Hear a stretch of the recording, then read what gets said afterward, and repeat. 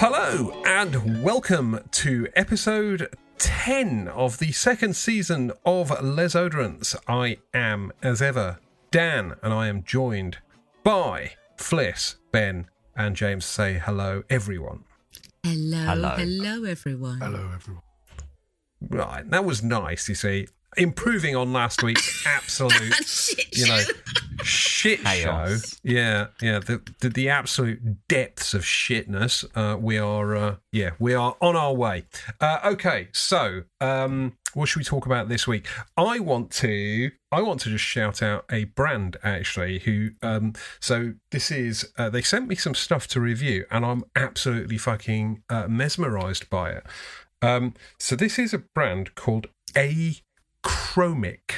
Achromic or Achromic? Don't know if you can see that. And they've only got 3 perfumes, and it's like super duper minimal.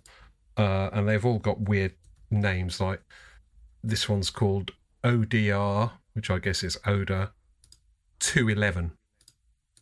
But it is absolutely the most beautiful citrus ever. And then they've one called Opaque, which is like a really nice but quite interesting woody one. And they're really good. They're really fucking good. I forget who they're by, but they are by somebody. Natalie Feistauer. Oh, she's good. She's good. Yeah, Natalie Feistauer. What's she done of note? Anything good? Amouage on a Man, for one, of note. She did that cow one for Zoologist fairly recently, I think. I wondered where you were going with that. She did that cow one. No, I did because he originally, Victor from that brand started off. It was all indie sort of perfumers, wasn't it?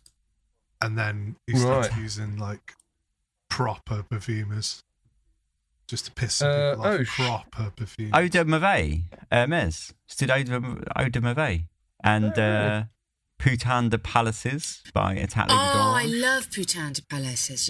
It's one of my faves. And she did Mustard Cartier. Pasha de Cartier, the Noir, and the Eau de Toilette. Right. Which is good. So she has a sort of creamy style. Is there a discernible style? Well. She did Comme des Garçons Tard. Wow. I mean, I wouldn't know her work. There's nothing that.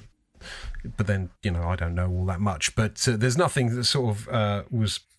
I looked in that list and thought, oh yeah, I know this style or anything. But the achromic ones are. I assume that's how you pronounce it, but they're really worth checking out. They're really good.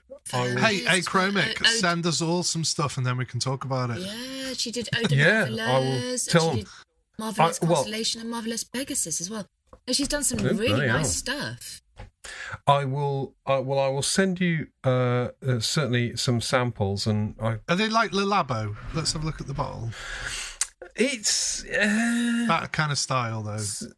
It's even more minimal. I mean, it's like it's just like a glossy white label, and it just says Achromic on the bottom, and then the perfume name at the top in small black print. It's the cap is just plain black. There's literally nothing fancy about this at all. It's the most sort of utilitarian. I mean, if I was to be a little bit critical, it would be about the bottle styling. I like a slightly busier thing, but I guess it's in keeping with the style of the perfumes. They're all very sort of pared back, very very essential kind of vibe. But yeah, they do a discovery set. Check out the size of this discovery set. It's got 3 perfumes in it. It's like they're really widely distributed in the thing. There's some sort of distribution problem there. Can I make a suggestion? Yeah. When you take a photo for it for your Instagram, right? Can you just put it on like a stark white background and then get like some dentist tool from Amazon or whatever and just lay like one dentist mirror next to it or something as a little prop. Nice. Just make it look really fucking a bit dark, a bit stark, just hyper minimal. I would have to buy dental equipment. It's not the kind of thing I have. It's fine. Oh. Go ahead and just explain that one for me, Fliss. You're going to send me dental stuff. My dad used to be a dentist before he was an actor, and my mother was a dental nurse. So we've got lots of dental equipment in the house. Oh, there you go. Right. Bish bash bosh, mate. Yeah. Yeah. I don't think I'll send it to you because I don't sense the enthusiasm. But should you wish to take Ben up on his suggestion, come to me. It's fine. I'm just sort of surprised that you've got dental equipment lying around. It's nice to be able to look at your molars. Oh, lovely. Have a right good look at the molars. I'm just having a look at what other exciting goods I've been wearing. I've been wearing Creed Virgin Island water. Oh, I love it. I don't know. For some reason, it's passed me by before several times, and I've just not really thought anything of it. But I've worn it quite a bit recently, and it's really, really nice. It's just very nice, that whole coconutty, limey sort of thing. Yeah. It's really nice. I really like it. It's nice, isn't it? I've tried other things boring? as well. No, well, I don't think it is. And I've tried Gorse, and there's a couple of things that are very similar that people go, oh, try this as well, and Party in the Bay as well. And I keep coming back to the Virgin Island water. I find the Malibu Party in the Bay is just a little bit too strong almost, and it's got like a bit of a masculine dry down, and the Gorse isn't quite as... It's not quite as limey and as light, and I just think I'm with you. Is it by some Italian? Simone Andreoli. Yeah. Oh yeah. I thought, I thought it was that. Sorry, go on. Yeah. I sense there's something you want to say there, James. No, I've got nothing to say other than I didn't really think much of that brand, really. Don't want to be mean. They're a clone house, basically. Yeah. Just a really expensive clone house. Yeah. I said this somewhere and was told emphatically, no, they do have a couple that smell like other things. One clearly smelt a lot like Amouage Interlude to me, and one's very much Creed Virgin Island water, but apparently quite a lot of the other ones smell nothing like it. But then they're the ones that nobody buys, I assume. I mean, if the only perfumes you do sell out of your range are the ones that are in fact clones, then probably, arguably, you're a clone house. But he wears very fancy shirts, a la Roger Dove. I've seen him do like events at Pulsar Perfumery. Yeah, Pop. Yeah, I failed to go to their new shop the other day on one of the previous bank holidays because it was closed. They don't open on a Monday apparently. But I walked past and it looked very nice. They've done a good job there. Anyway, so that was the most notable, I think, things that I've been wearing. One other worth mentioning is Asman Majnoon, I think it's called, which is like a really fucking head-banging coffee oud sort of thing. I bought one. So I bought one on Facebook, and I was like, yeah, no, that's too much skank for me, and sort of sold it like within about 20 minutes. But then, like, for the whole rest of the day, I kept thinking, oh no, this is fucking brilliant. What have I done? So I went and bought another one. And it is great. Made by Prin Lomos, that one. Yeah, it is. That's interesting. Yeah. And Dan Joy of Wafts from the Loft. Shout out Dan. Dan. Hey Dan. Dan. He sent me a sample of another Prin Lomros one, which was sort of in the same sort of spirit as Derby and Patou and stuff. I've forgotten. I mean, I'll remember later what it is, I'm sure. But that was really fucking good. And I for the first time, I thought, ooh, maybe Prin Lomros is a sort of perfumer I can really get into. I need to have someone show me that he's that I like him, because at the moment everything I've smelt from him, I just I can't. And I need my head turned. And it's not. It's very eclectic. It's turned in the wrong way. It's turned down the toilet. I need it to be turned in and excited. I think a problem with Prin like that is like trying to. He's done so much and they're so varied that you could like one, and you could even love a handful and hate the rest. Like it's I think it's to say he's got a particular style, I think is probably quite tough. Yeah, I think he's onto something. All over the shop. I do think he's onto something. But I can see why you wouldn't be that enthusiastic. The one Dan sent me a sample of is called Nimitter. Is that from his own brand? Is that Parfum Prisana? So I assume that is Prin's. He's got about 4 brands of his own. That's the other confusion. Has he? Yeah. Oh, fuck's sake! Just starts a new brand. He'll do a collection, and then he'll be like, "Oh fuck it, I'll just call it a different brand name." The notes is just like it's like he's literally just like got every single note in there.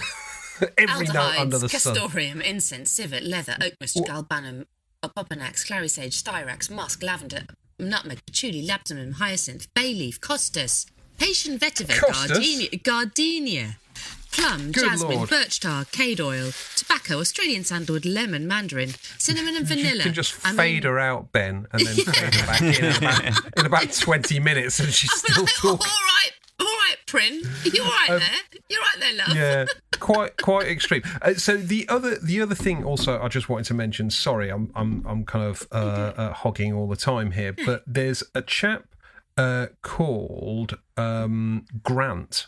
Grant Richards, and Grant is strangely a DJ, and he DJs under the name Deep Track. And he's also a bit of a hobbyist perfumer. And he very kindly sent me some very big decants of his own work to try. And what I said was, well, I'll get some of I'll get the Oderants on it. So I'm going to split these up and send them out. And they're actually quite interesting. But one of them is a perfume which Grant has specifically made for Holly Johnson of Frankie Goes to Hollywood, because he met him at a party and they got talking, and he said he wanted this perfume doing, and to be honest, it's fucking, I cannot wear it at all. It's horrible, and Grant, fucking props for putting it together. And I've told Grant this directly. That to me is absolutely brutal leather, and I thought, who'll like this? Ben will like this. So I'm gonna chunk them up. What's it called? Because he sent me 3 as well. Okay, so he's just written the number 5 on this. What, 24 magic? Oh, I don't know. Mine just have numbers 1. Incredible edible. Oh, blimey. No, mine just have the numbers 1 to 5. I think maybe yours might be works in progress or things different to mine then, because these are have obviously got, they're all printed labels and stuff. So well, I'm going to send them out because Grant has listened to some of the Les Oderants, and he respects the honesty and also the fact that we're not just cunts for the sake of being cunts. And I was like, yeah, I mean, obviously we are sometimes just cunts for the sake of being cunts. I mean, this is Les Oderants. But I will send out some samples of those, and it would be great to just experience them shits together. Definitely. So anyway, those were all the exciting perfumery news what I can share this week. James, do you fancy starting with your full 14? Just to break with tradition. Yeah, of course. So first of all, usually on a Monday or after we've recorded the podcast, I'll either go, oh, here's a rare thing that I can wear, and that'll be an exciting thing to talk about, or I've got no creativity or original thought in my head, and I just need something that is familiar So I wore Eau Sauvage, which we've talked about a million times. Yay! It's just a lovely safe From your pair of 200ml hands. bottle. Yeah, just safe pair of hands, brilliant perfume. Then I wore Gallivant Acra, which I think Fliss spoke about on the last episode. Did you, Fliss? Somebody did. No, Yeah. we didn't really talk about it. We decided we'd talk about it this episode, so now feels like as good a time as any. So what was your take on Acra, James? Well, first of all, I thought when I first sprayed it, I was like, oh wow, this is quite a nice little funky, fruity, spicy leather accord. It's quite interesting. And then probably after about 10 minutes, it started to get on my tits, and I was like, nah, I'm not really a fan of this particularly. And then weirdly enough, like later on, and this happens quite a bit, like a few hours later, I was like, oh, actually, this is okay. It's a kind of slightly lackluster leather accord. It's quite nice, but that is all. So yeah, not hugely positive reviews from me. I mean, it's the town. Where is the town? It's in Africa, South Africa, is it? Or? Isn't it? It's Ghana. Ghana. It's the capital of Ghana, Accra. Okay, and again, I can kind of get some sort of like colourful dashiki kind of vibes from it at first, and I was like, oh yeah, that's like I'm digging that. And then it started to just grate on me a little bit. And then I was just meh in the end. So what did you guys think? I found it an extremely clean, fruity, spicy leather, and it was almost slightly medicinal to begin with. But if I'm honest, for me to wear, it was too clean for me. I like my leathers with a bit more growl, and I just found it. I just found it so clean and polite. And if you're a fan of the house, because I know this is kind of their MO, and I've had a couple of Gallivants go through my collection, and they are incredibly fresh, and they do have this very cleanly feel to them, which is, if you are a fan of the house, then boom, this is going to be for you. It's not for me, however. I just wanted a little bit more. But that's just a stylistic thing. In terms of smelling it, I think if I smelt it on a man, I'd be like, oh, you smell nice. But in terms for me wearing it on a regular basis, not going to happen. You want a leather with a bit of zhuzh, don't you? You want it zhuzhed up a bit. Oh, I need a little bit of a dirty saddle. A dirty saddle.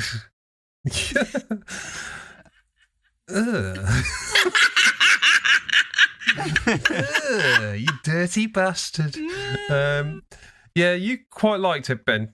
Go on. Yeah, I like Gallivant generally, and I thought this one, like sort of has been mentioned, it just sort of fit into their MO really. I thought like the reasons I like Gallivant in a way is that they're this kind of like quite unpretentious, clean, quite simple is a bit harsh, I think, but it's almost like they're a safe pair of hands. Do you know what I mean? Like you're not going to get surprised by anything but then that's not true, because Tokyo is a very interesting blue perfume. It's quite an interesting spin on a blue perfume. So I quite like them. And London is a brilliant perfume, brilliant like leather and geranium perfume. And this one has been mentioned, it's just a spicy leather, and I think it's just a spicy leather. It's not like a car interior leather. It's a bit rawer than that, which I quite like. But otherwise, it's just a kind of spicy, fruity, slightly raw leather, and I quite like that about it. But yeah, it's hard to sort of. I feel like sometimes with Gallivant, it's quite hard to talk about them and make them sound interesting, because in a way they're not. But that's what's good. But that's what's good about them for me. It's like I like the unpretentious kind of. It's quite simple take, and I rarely agree that they smell like the cities they're supposed to, but that doesn't matter. Like that's just a side thing. The actual scents themselves, I quite like. And this one, yeah, I liked it. I thought it was nice. I'm wearing it now, actually. Well, weirdly. I would be wearing it now, but I can't find the cocking sample. But my memory of it was very brief. It was like it was a slightly tamer riff on what's the Armani one, Queer Majeste, which is like a really thick, full, fruity leather. This was a lot thinner and not like in a bad way. It wasn't a bad perfume. In fact, it's quite, I suppose, quite nicely done. But it's sort of, I don't know. I don't know. Did you say safe? Maybe, because I think that's sort of how it felt. It felt quite safe. And as for Ghana, I don't think I've certainly never been to Ghana, and I don't think I even know any Ghanaians. So I've got really no real perception of what Ghana might smell like. But my guess is this is probably not what it smells like. This is, I don't know, it just feels like a convenient badge. Sorry, Nick, I feel like I'm being unpleasant now about it, and I'm not. It's a nice perfume, but it didn't blow my balls off, which is convenient because I need my balls for other things. Do you really need them? No, I suppose not. I mean, as I keep telling I'm my sure wife, everybody needs their own balls. It's fine. Well, I have had the kids, although I do keep telling my wife that I'm not getting a snip in case I meet someone I like and want to have another child. Yeah, she doesn't find that one very funny, weirdly. No, but anyway. Well, we think it's Anywho, hilarious, so. Yeah, good. Exactly. I do it for you guys. Okay, so I mean that feels like. In fact, no. I need to sort of correct the record slightly because that sort of sounds like I'm being unpleasant about it. I'm definitely not being unpleasant about it. It's a very wearable perfume, and it's probably quite. It might well find commercial success, which is ultimately what this game is about. But it just didn't. Blow the proverbial knackers out of the pants. I think it's reasonably original and has something about it, definitely. But yeah, if it's all polite and whatever, that might mark it down to certain camps.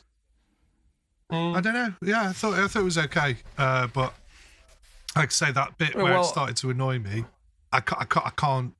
There's so many perfumes out there that don't annoy me that I can't, what's the point in going through a kind of, learning curve with it or like getting to know it? Well, sometimes there is point because sometimes it's really rewarding to do that. And when you do find a perfume that you think you don't like and then all of a sudden you're like, oh, actually I do. But no, I don't think I put the time in with it to find out. So. Well, we are, of course, incredibly grateful for the chance to sample that. So thank you for sending it over. Yeah. Excellent. All right. Well, on with the full however many you have this week, James. What's next? Well, next is, I've got to do my usual shilling obligations. And it's Les Abstraits de Cendres. Just how much are you getting paid for this? Oh, fucking insane amounts. It's insanely round amounts. Well, insane amounts of favours that I'm doing for someone, shall we say. No, De Cendres is brilliant. It is. And I think One Star Steve will be in touch to tell us that we're shilling. Hey, you like how I've not let go of that One Star Steve. Yeah. You still. Steve. Oh, Steve, you fucking cunts with your 1-star reviews. I'm a fuck you up, bruv. Anyway, so no, just a particular mention for Descendres because I was sort of reviewing, the absurdity that is my perfume collection, and I have the Henri Jacques Soudain l'Hiver, which is basically the Henri Jacques riff on Polo Green. So it's not, it's not identical at all to Descendres, but it's certainly in that space.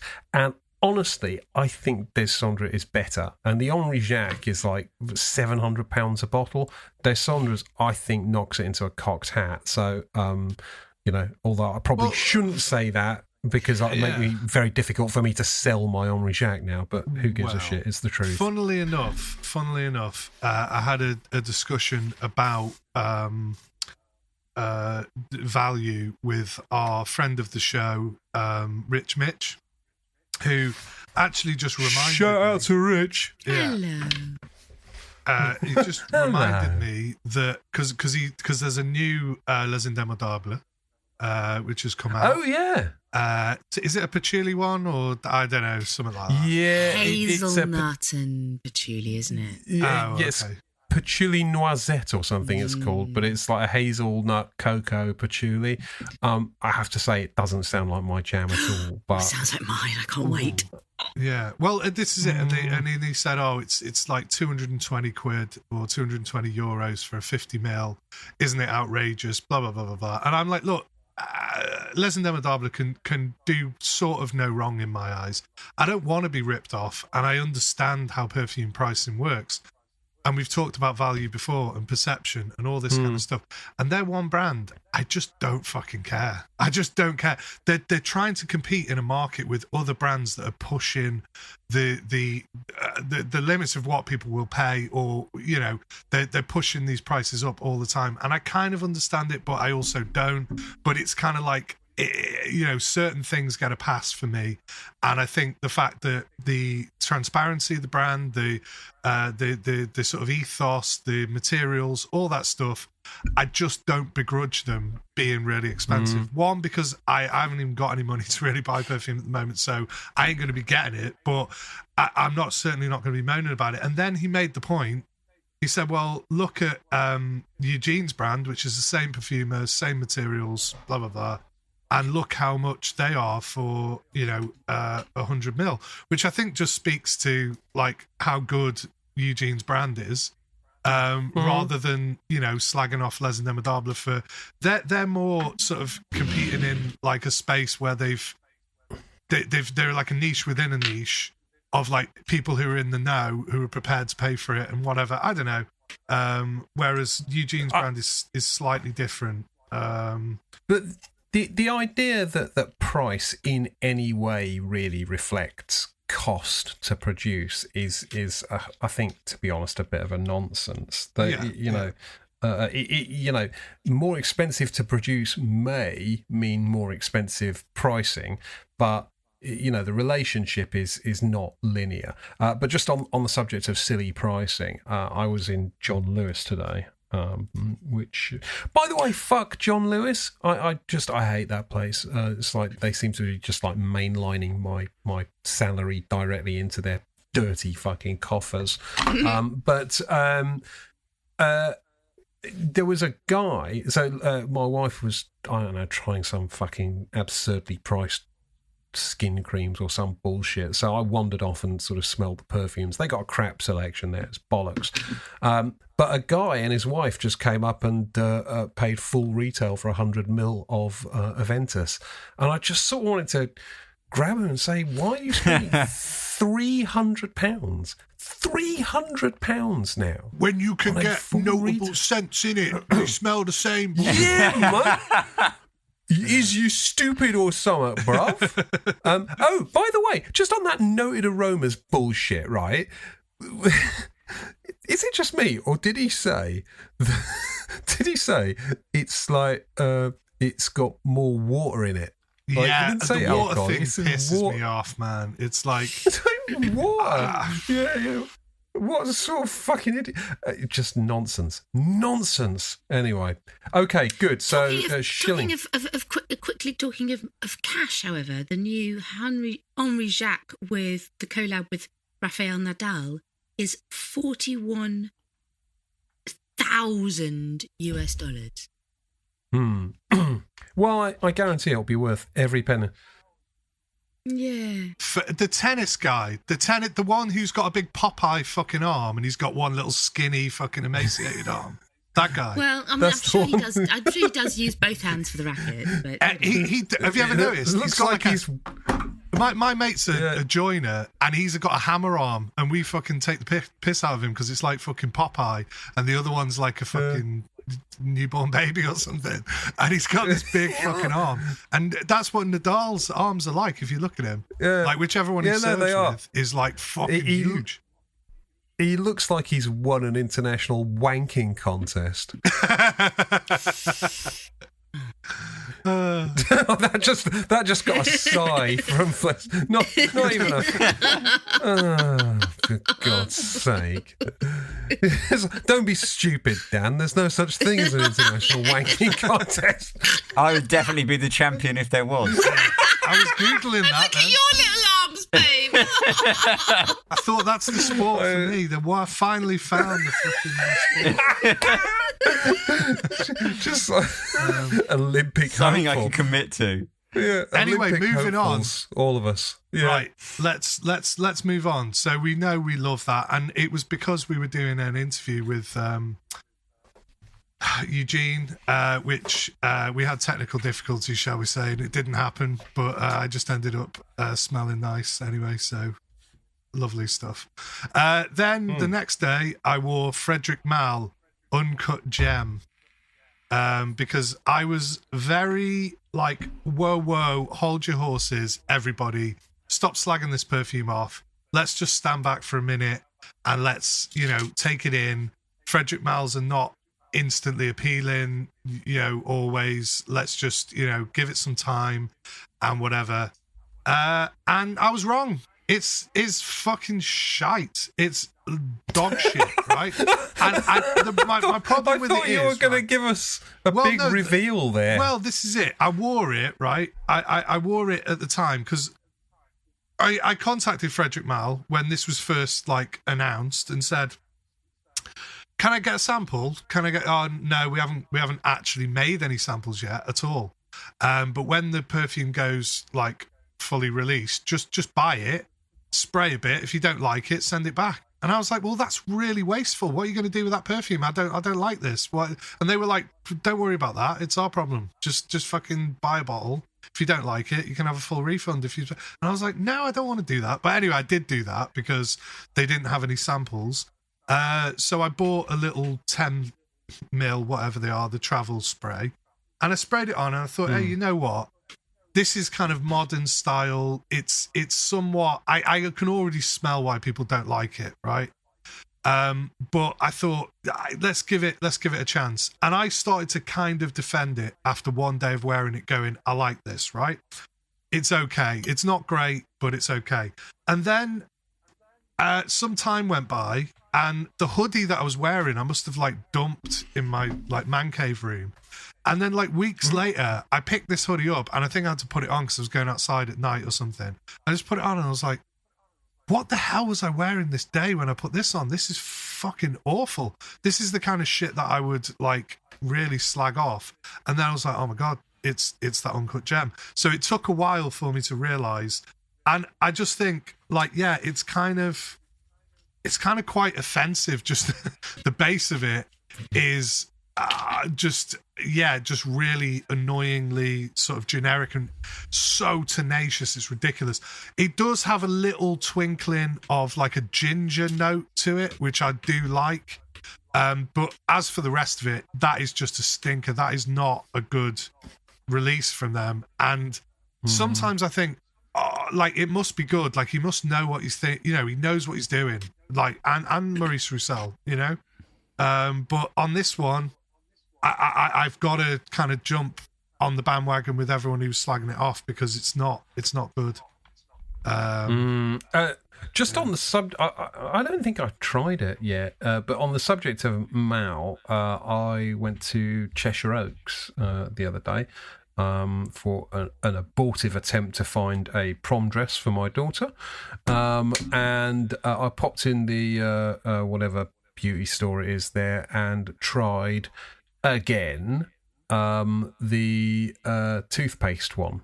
That you love, the geranium one, after you'd sort of lyrical about it. Whoa, hold on. So Cheshire Oaks, do you mean the shop where they sell all the Estee Lauder stuff marked down? Yes. They've got geranium Pour Monsieur in there. They do. Fuck, I need to get down there. It was £160 for 100 ml. What? I need to get that. Is that a good price? It felt quite expensive to me. So it's not great, but it's not bad for 100 ml. Well, I think if you 20 or something.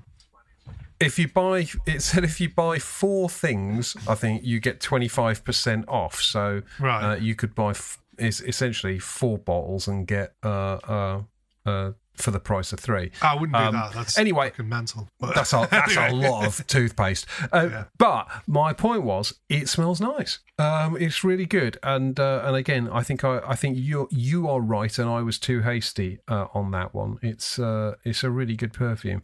Although my daughter didn't like it, she said smells like mouthwash and sort of wandered off. So. Yeah. So that was the brief, dear. So it's meant to. She's like, well, why would it fucking do that? What's the point? She doesn't talk like that, my daughter. I don't know why I did that impression of. She does swear a lot though. So anyway, good. Okay, Uncut Gem. Where's that from? I know, yeah. No idea. No fucking idea. Okay, Uncut Gem, what's next on thine list? Belle de Jour by Eris Parfums. Oh, I've not tried that one. I haven't tried. It's really pleasant. It's really pleasant, lovely, sweet, jasmine and tuberose or something like that. It's jasmine-y. It's got like sandalwood. It's really nice. It's really nice. There's no, maybe as a criticism if you don't like this, but there's no sort of indolic. There's no really pronounced indolic kind of nature. There's nothing like a kind of civety, like weird note or anything to like ground it. It's just pure, relentless, sweet, happy, lovely, very natural smelling, but like in a kind of quite feminine sort of way, but it's beautiful. It's just a beautiful perfume. But the idea, the concept is very much like something that you might get on the high street, but elevated to the absolute best that it could possibly be. I mean, for like women, you know what I mean? Like that sort of like. Also Antoine Lai. Yes, I believe so. Yeah. Yeah. Yeah, cool. It's a fantastic, really lovely. It's not like, oh, it's the best jasmine I've ever tried or it's the best this or whatever.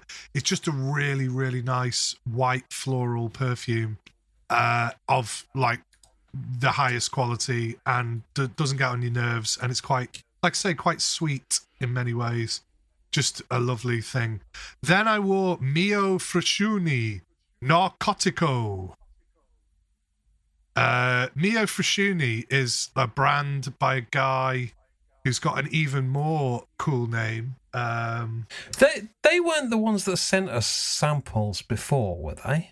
No, they haven't. This guy is a guy, like I always say, looks like he's like a kind of weird Frank Zappa sort of wizard guy.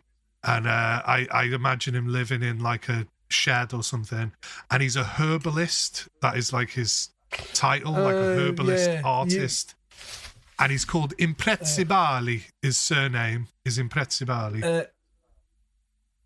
You have mentioned that before because your conjuring of the name Imprezzibali. Yeah, I'm slightly obsessed with him, to be honest. I don't really know much about the guy, but I think he's just like apparently he's a really sweet, like nice fella as well.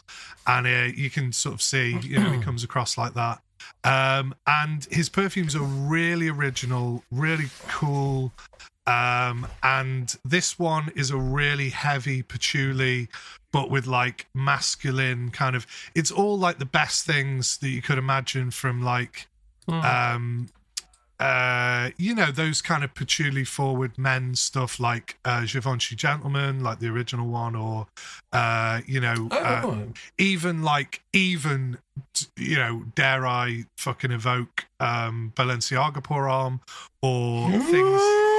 Well, it's not quite like that. This is more of a gourmand patchouli like fragrance, so don't get your hopes up too much. But I just mean there's something animal. It's got like that Costas smelling, sort of like slightly dirty hair, like thing to it, like the Kouros-ish one. It's slightly lighter than that, but it's slightly animalic, but it's kind of a gourmand with like a chocolatey patchouli. It's really good. It's really, really good. It sounds good. Yeah, it's great. It's great. Good. Anyway, considering that I hate clones and stuff, I wore Rasasi La Yukawam Ambergris Showers.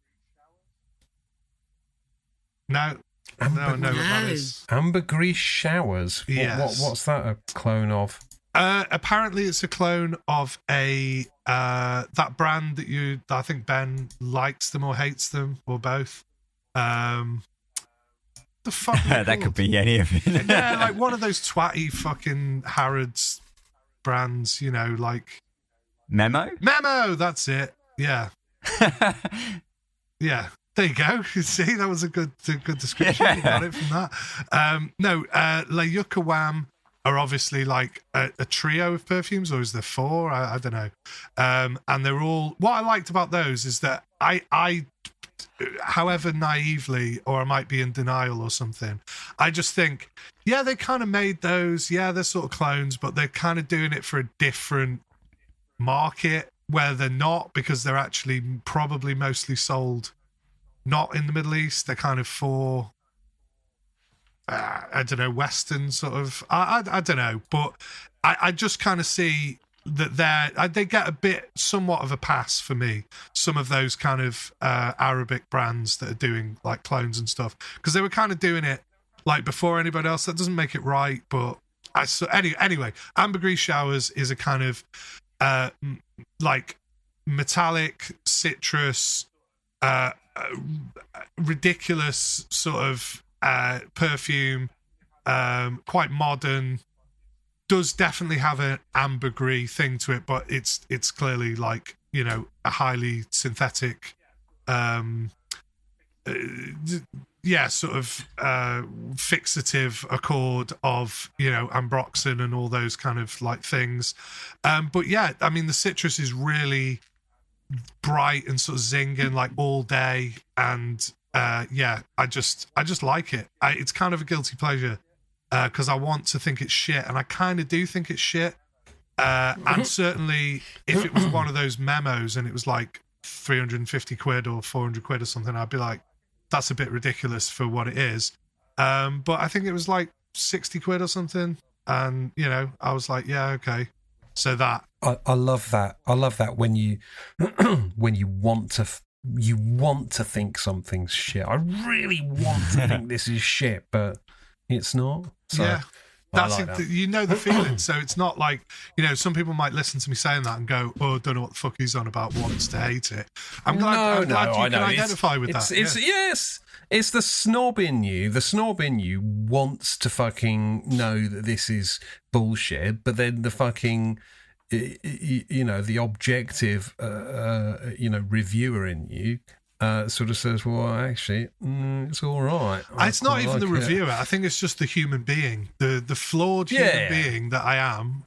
Has tastes and has things that go, the big gurgling child that likes gourmand scents, or the fucking moron that likes Tommy fucking Hilfiger or whatever. I don't know.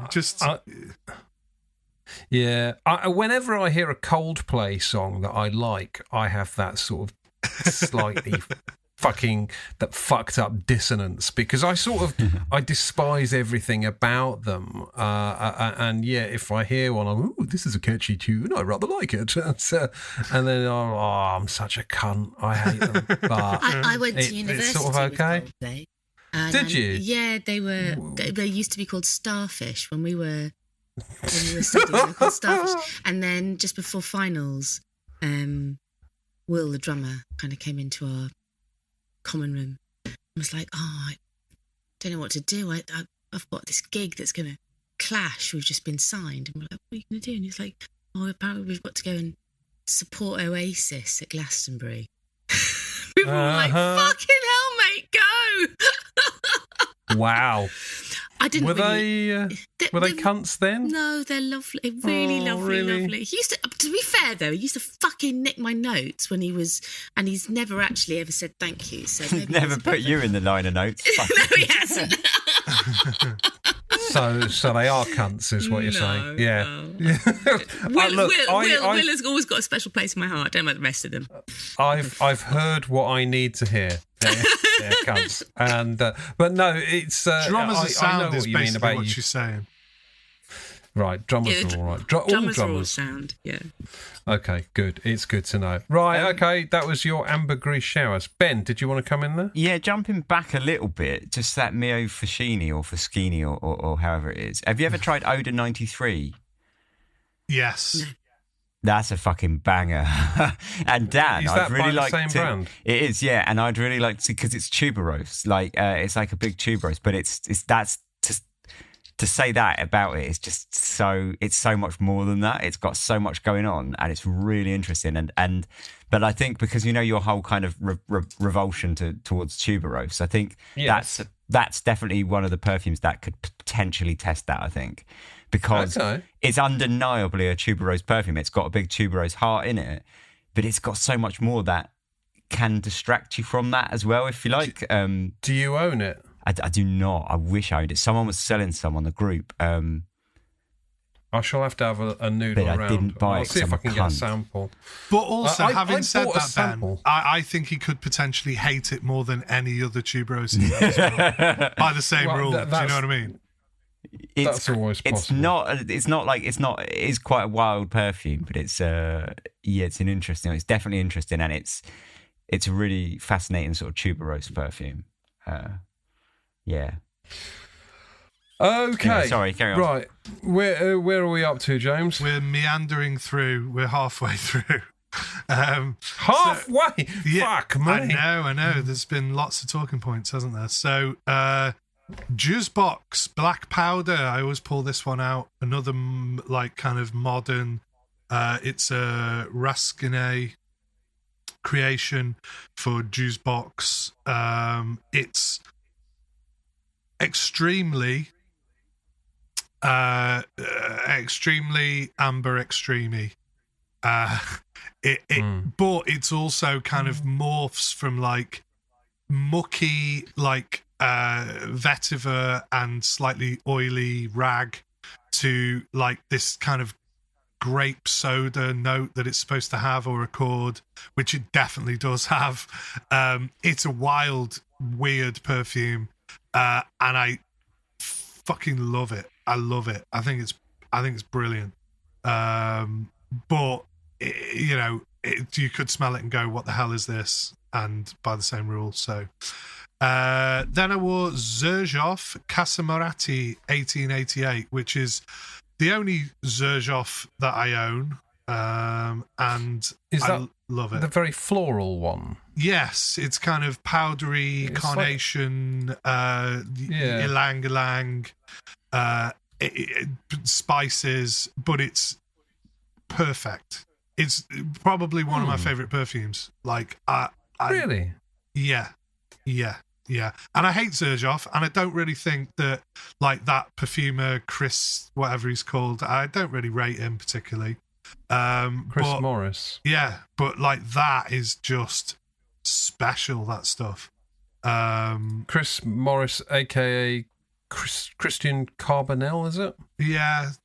I mean, the guy's so prolific and he's done so much that it's kind of disrespectful to say I don't really like him. But I think there's certainly some of the style that he adopted for Xerjoff perfumes just got on my tits, because it was kind of people going, oh yeah, like this smells expensive, and it's like, yeah, but it hasn't really got much of a soul. Do you know what I mean? It's like, yeah, but he has made some stuff that does. So a lot of his stuff feels like deliberately very heavy-handed. And I don't mean that as in sort of clumsy, but it's like everything has this sort of amped up kind of vibe to it. I don't know. There's some winners and there's a lot of fucking filler in there, I think. Yeah. I'd say the Casamarati, though, if you're going to check one out, do check that out. But again, could be polarizing. I just think it's very, very it brings something new to every time I smell it. I'm like, I just think it's really good. Then I will Atkinson's Platinum Blend, which is a kind of difficult to describe. I often talk about like Thai curries and things like that, and but I don't even think it is that really. It's kind of creamy, but it's creamy spice. And the spice is kind of licorice, but it's not like any of those atypical licorice perfumes. Forget your Lolita Lempickas and, any of that kind of stuff. Yes, some of those really do smell like, authentic licorice. This has got like just like in cooking, right? You wouldn't want something completely overpowering you with like a licorice, a belt of fucking licorice that you would chew on. It just gives you like a little note of it, within the composition of probably other spices and other things, and it works incredibly well. I again, this is brilliant. It's brilliant, and it's from this brand that do some wacky shit that I can't say that I particularly like, and some kind of boring, straightforward citrusy stuff or whatever, and then they just come out with something like this, and you're like, yeah, I love this. I tried it. I remember trying it and not particularly caring for it, but interesting. Nice to know you like it. Yeah, I do. I do. Then I wore Beck's Londoner EC2, which, speaking of things that you would like, I think you would really like this. You're not the only person to have said that. I've never got round to trying it, but someone else. Someone else had said that I should try Beck's London. I'm trying to remember who it was now.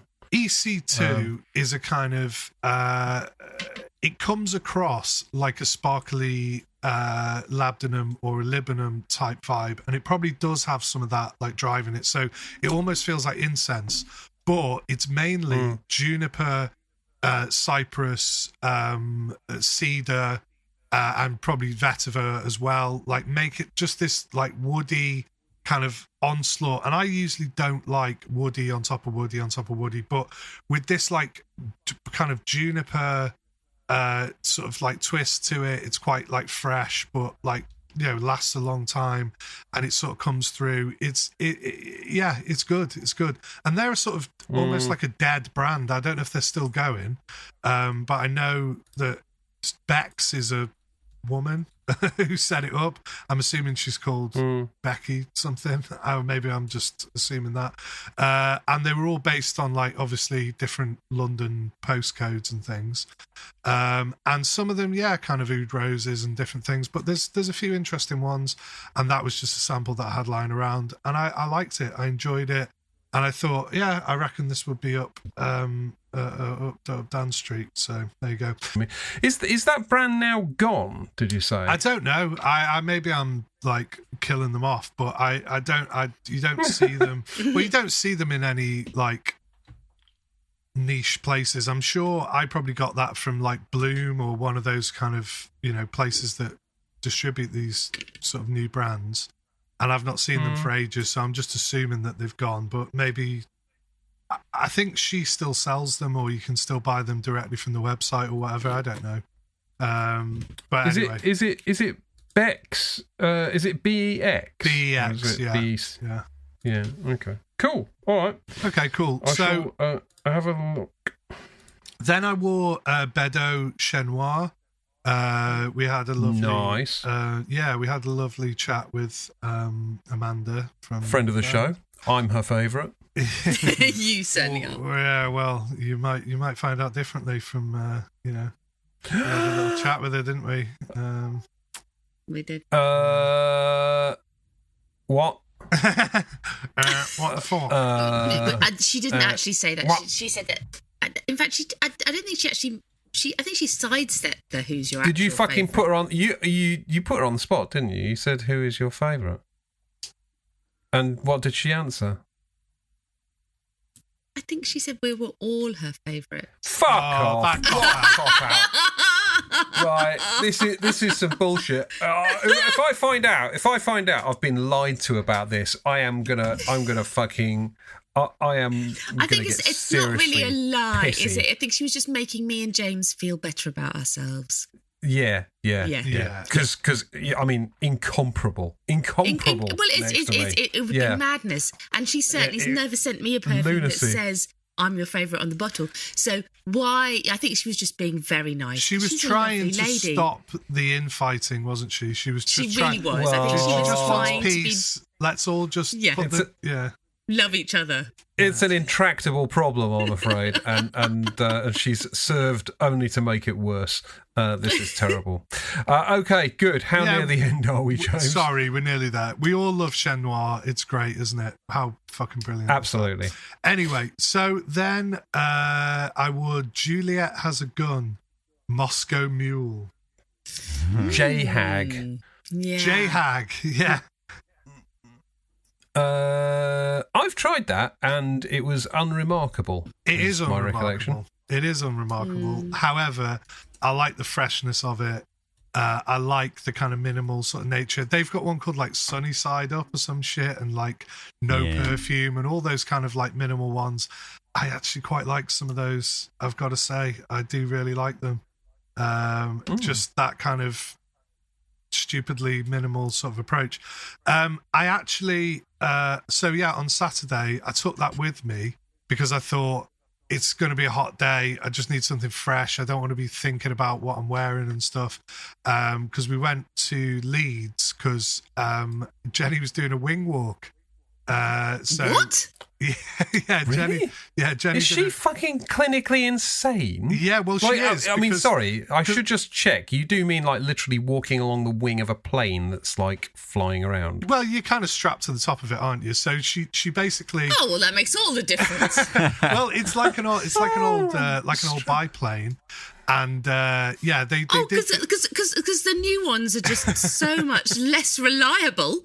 Well, speaking of that, I said to her, because she went in for the like briefing beforehand, and like me and Elliot were kind of waiting on the runway, and they said, "Oh no, you can't come into this bit." And I was like, "Well, like what fucking difference does it make?" But anyway, okay. So we waited around, and then she came out, and I was like, "So like safety wise, like what did they say?" And they said, "Well, if anything does go wrong, you'll be the first to die because the plane will actually turn, and you'll be the first thing to hit the ground." Right? Which I was like, "Oh right, okay." So that's at least it'll be quick. But no, and then but you've still got to get from the sky to the ground. Like that's still enough time for you to be contemplating absolute terror. Yeah, exactly. But the thing is about it, right, is that there is no safety. Like if it get you fucked, basically. And I was like, "Oh right, okay. See you later, love." Right. I made sure her insurance policy was all up to date and everything. But anyway, so yeah. So well, I got it for her, you see, because she'd always wanted to do it because she'd seen the wing walk or the insurance policy. I'm curious now. Well, but she'd both at the same time. No, well, get this right. She'd seen because there used to be an advert, and again, other spreads are available. But do you remember the Utterly Butterly advert? And there used to be like there used to be a wing walker, and they had like an Utterly Butterly yellow plane, and you could win a wing walk if you like saved up the fucking vouchers, or you won one in a pot of fucking margarine or whatever. And she was always like, "Oh, I was obsessed with that when I was a kid. I always used to like want to get all the things and do the wing walk." And she said that to the pilot as she was getting out, and he said, "Oh, I flew that Utterly Butterly plane." that was me. So it was like it all come like full circle. And anyway, so she did it and she fucking loved it. And the funny thing was, she's really high up. Obviously, she's in a fucking plane. But the pilot had said, because of the difference in frequency between like the plane engine noise and your screaming, they'll be able to hear you on the ground screaming, and we could. And so she got like a GoPro video. It's probably of her like with like snot all over her face, like swearing and stuff.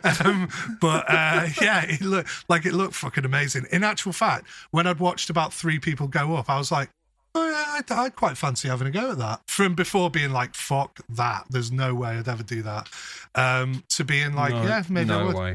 Anyway, so that was just shit. A bit of a preamble or post-amble on the Moscow Mule thing. Anyway, then, yesterday, I wore a Lab on Fire Liquid Night, which is basically a kind of weird... I've got that. Oh, have you? Yeah. Go on, what do you think? It's a weird one. I just never expected anyone to sort of have that. No, go on, carry on, and I'll... I love it because it's a kind of sort of slightly grubby incense with this kind of vanillic sort of roundness to it, which is very unusual that I'd like it, to be honest. But yeah, I get the twinkling little lights of the city from it. It's Liquid Night to me. I love it. Yeah, it's nice, isn't it? That does describe it really well as well. Like it's just like a kind of like quite soft, powdery, almost incense and vanilla thing, isn't it? But it's really nice. I like it as well. But it's weird because I don't know. I was so surprised, but it's just one of those perfumes that, because it's not. I don't know. I suppose because it doesn't sort of jump out and do anything sort of exciting. You never really expect everyone else to really have it or like it or anything. But yeah, no, it's nice though. It's a really pleasant incense. I think it's quite an interesting incense actually with that vanilla, because normally, it's almost like at times it edges into gourmand territory, but it's clearly not a gourmand. Like it's quite interesting. Okay. Well, does that bring you up to today? Yeah, today I'm wearing L'Homme Prada Intense, which is a kind of, again, a sort of afterthought of a perfume just to stick on. Little bit of lavender, loads of kind of iris and sort of musky kind of accord. I think it's great. It's not doing anything like crazy, but it's good, and it's a good safe pair of hands to end the full 15 with. The full 15, yeah. And then next week it will be all fucked up again because it will be a 13. This is terrible. I feel triggered by the whole affair. Okay, so thank you for that, James. We have Ben and Fliss still to go, which is amazing given how far into this episode we already are. But Ben, you tell me some interesting perfume shit. Okay, yeah. So I've been wearing 2 this week, and I think I'm going to catch some flack for both of them. Really? Yeah, the first one was... And I don't actually... He's already rolling his own eyes. I don't like it. I used to really like this, and there's a story, but Creed Silver Mountain Water.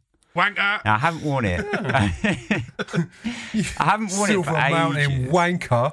Silver wanker more like.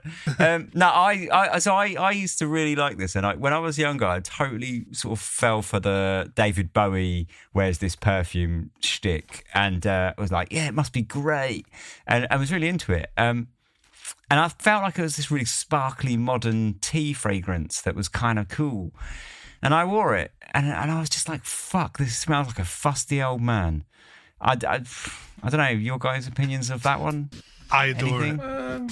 Really? Yep. I know what you mean, though. It how does it go from this kind of like, oh yeah, it's this modern sparkly tea thing to, oh, it's this fusty thing? But it can. And I think, I'd say my perception of it changes and kind of flip-flops around. But generally speaking, and just another thing, while we're on this subject, Christophe Laudemiel mentioned Cassis Base. Was it on somewhere, Fliss? Did he say it to us to try or something? Yeah, he was interested because he'd listened and he said that he was interested how we were talking about Cassis goes pissy and stuff. Yeah, well, I would say there's quite a lot of the cassis base in that perfume or something similar in Silver Mountain Water, because it's got that sort of blackcurrant-ish note, sort of, kind of. And yeah, I think it's wonderful though. I really do. I wear it with a white shirt in the summer, and I find it really metallic and kind of cooling. It's got a slight inkiness to it that I don't care for. I don't know. I find it a bit sort of just. I prefer Himalaya, which is sort of not wildly different, actually. Gets compared to a lot, doesn't it? So Himalaya I find a little bit easier to get along with because it doesn't have that sort of inkiness to it. But, yeah, I mean, obviously you're now a Creed wanker, so, It always has been. It is what it is. What was your other one? Heart. Oh, God, so the other one, it's even worse. Oh, God. Is Sweetie Oud by Roger Dove. Oh. Love it. Interesting. It's a really good I'm perfume. surprised. Do you own it? Yeah, so I don't own a bottle. I own like a 5ml decant of it. I picked up a long time ago because there was kind of like a bit of hype around it, and I thought I'll give it a crack. And I never really sort of cared much for it, and I put it to one side. But I've been wearing it pretty much a week, and it's really nice. It's got a trick to it that I've only ever smelled in one other perfume, actually, which, if unsurprisingly, is a Beaufort. It's got the weird cakey texture of the Lignum Vitae, the lemon drizzle cake of Beaufort, which has it's kind of like it's definitely textural. It's almost like a dry biscuity cake sort of vibe. Do you know what? Biscuity is exactly the way I describe that perfume. It's got a biscuity sort of texture to it. I don't particularly care for it. I know lots of people love it, but it's just one of those ones that I'm not particularly mad about. But I don't think it's too it genuinely surprises me you like it that much. I mean, you clearly hate yourself for that. Yeah, I mean, there's a lot of self-loathing going on right now, but it's partly the name, new, though. Sweetie Oud. It just sounds ridiculous. That's what I thought when I tried it, and I was I really don't want to like this because it's got a fucking stupid name. But I thought it was really good. Yeah, it's quite simple, isn't it? Like I say, it's got that biscuity kind of gourmand edge, and then there's fruits, and that's about it. But it feels a bit one-dimensional, but it's good. It works. Fliss, you seem to. I can't even bring myself to say it. I was wearing it this week too, and I came down on the other side of the fence to you, which was, it was so, it's good, but for that price point, I was just like, I can't. And I know we talk about how much is that it? difference between. Well, I mean, I bought a 7.5 travel mill half price off the group, but even then, I'm still thinking that's still quite a lot of money for probably. So I think it's probably like in the region of £400 for 50 ml. Yeah, most of them are. I mean, they're not cheap. But I mean, you can get them, obviously, sort of. Generally speaking, I think you expect to get them for about half of their retail price if you sort of shop around online and stuff, either from discounters or on Facebook or whatever. There's no doubting it's fucking expensive, but then again, just suspend that, and is it a decent perfume? Do you like it? Exactly. And but to be honest with you, what I came down on was I've got a couple of other Roger Doves recently that I really love, and I didn't love the Sweetie Oud. I was like, it's a nice gourmand, but I'm not like my heart was not skipping beats. It's interesting because I bought it so long ago, and it's just been sitting on my shelf. I didn't even consider price until you just said it there. Yeah. To me, it was like free, basically, because it was like, I found this. I'd forgotten I owned it. Yeah, so I hadn't really thought about price. I mean, at full price, and it's fuck off. But at half price, it's all right. It's good enough, I think, for that. Yeah. It's. I think with the Roger stuff, you do broadly have to sort of suspend. Well, yeah, you have to sort of just disregard the price. Either you want to spend sort of mad money on perfume and it doesn't bother you terribly, or you don't. And if you don't, then, Roger Dove's simply not the brand for you. If you're not that bothered, I mean, there are people, I think, who just buy it for the flex or buy it, because it's expensive or whatever. But I've got quite a few of them, largely because I really like them. Yeah. Plus the odd one that shows up for free, which is also appreciated. Oh, Thanks, Uncle Rog. Yeah. I don't know whether he likes that, Uncle Rog, but fuck it. That's what I'm calling Well, it. if it's good enough for Uncle Serge, I don't really think that he can complain. Yeah, exactly. Right. Okay. Well, Ben's self-loathing notwithstanding, Fliss, tell us about your perfume experiences. Well, after the whole snobbery episode, I took myself in hand. Snobbery. I took myself in hand with that pile of designer shit that I'd got on my desk, and I was like, "Come on, Fliss, fucking wear some of this stuff." And one of the ones I wore that I really liked was J'adore Infinissime, which is a flanker of J'adore.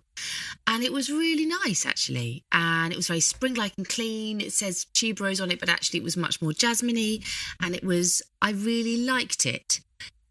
Having said, taking myself in hand with that designer snobbery, I then discovered it was discontinued, which infinitely makes it more appealing to me. Yeah, of course. And so I've immediately... So I can't have this. Let's see about that then. Let me see about that then. Yeah, exactly. So I've immediately put out, eBay watches and whatever, and I'm not going to spend a huge amount of money on it, but if it was not too much, I would buy myself a little 30 or 50 ml partial, because actually I really liked it. So well, that's nice. No, shut up, Fliss, you little snob.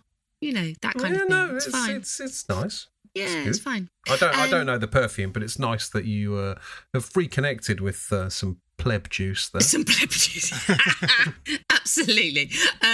I also bought on the grey a bottle of Les Notes Gourmandes Heliotrope by Reminiscence, which is like this. It looks like a really old school bottle. It's very opaque and green, and the juice inside it is a very, very fluffy almond vanilla. It's really old school. It was released in the 80s, and it has that kind of 80s, 90s gourmand feel before gourmands were really in. Before gourmands turned into cake. Can I just say, before gourmands were cake, the style of that, because I saw it on your Instagram, it's kind of reminiscent of the Gucci very perfumes, isn't it, that have come out recently? It looks very much like those Gucci bottles, but it's about a tenth of the price. So and I bought it on a whim because there was a partial on one of the groups, and basically what happened was I'd seen a bottle of vintage vanillic squeeze by Annick Goutal on eBay, which I'd got at a good price, and then whoever sent it to me via fucking Every, which is Hermes that was, and I'm just like, send it fucking Royal Mail. Why did you do that? And after 2 weeks it still hadn't arrived, so they had to give me a refund. I was gutted because I'd much rather have had the actual fragrance, but then I kind of was left with this, what I considered then to be a win of this refunded money, which I could then spend on a different Tonka vanilla if I wanted to. So I spent it on that, and I'm very pleased to do so. It's very almondy and light. It basically just smells like marzipan and icing sugar. There's no complexity to it, but it doesn't smell synthetic. It just smells lovely. And I was up for lovely, and I've been wearing that almost exclusively all week, which was really nice. And my kids like it. The husband says that I walked into the room and he says, "Oh, you have nice smells emanating from you," which is as close as I'm going to get to high praise. It's a very technical compliment, isn't it? Very technical compliment. It's a good deal better than lemony bumholes. It's just what he normally says. Or dead chickens. Or dead chickens, yes, I know. Yes. Yeah. Just on the subject of Every, by the way, our Every service is fantastic. And we've had the same Hermes. You can't call that brand Hermes, can you? Hermes is the fucking thing, isn't it?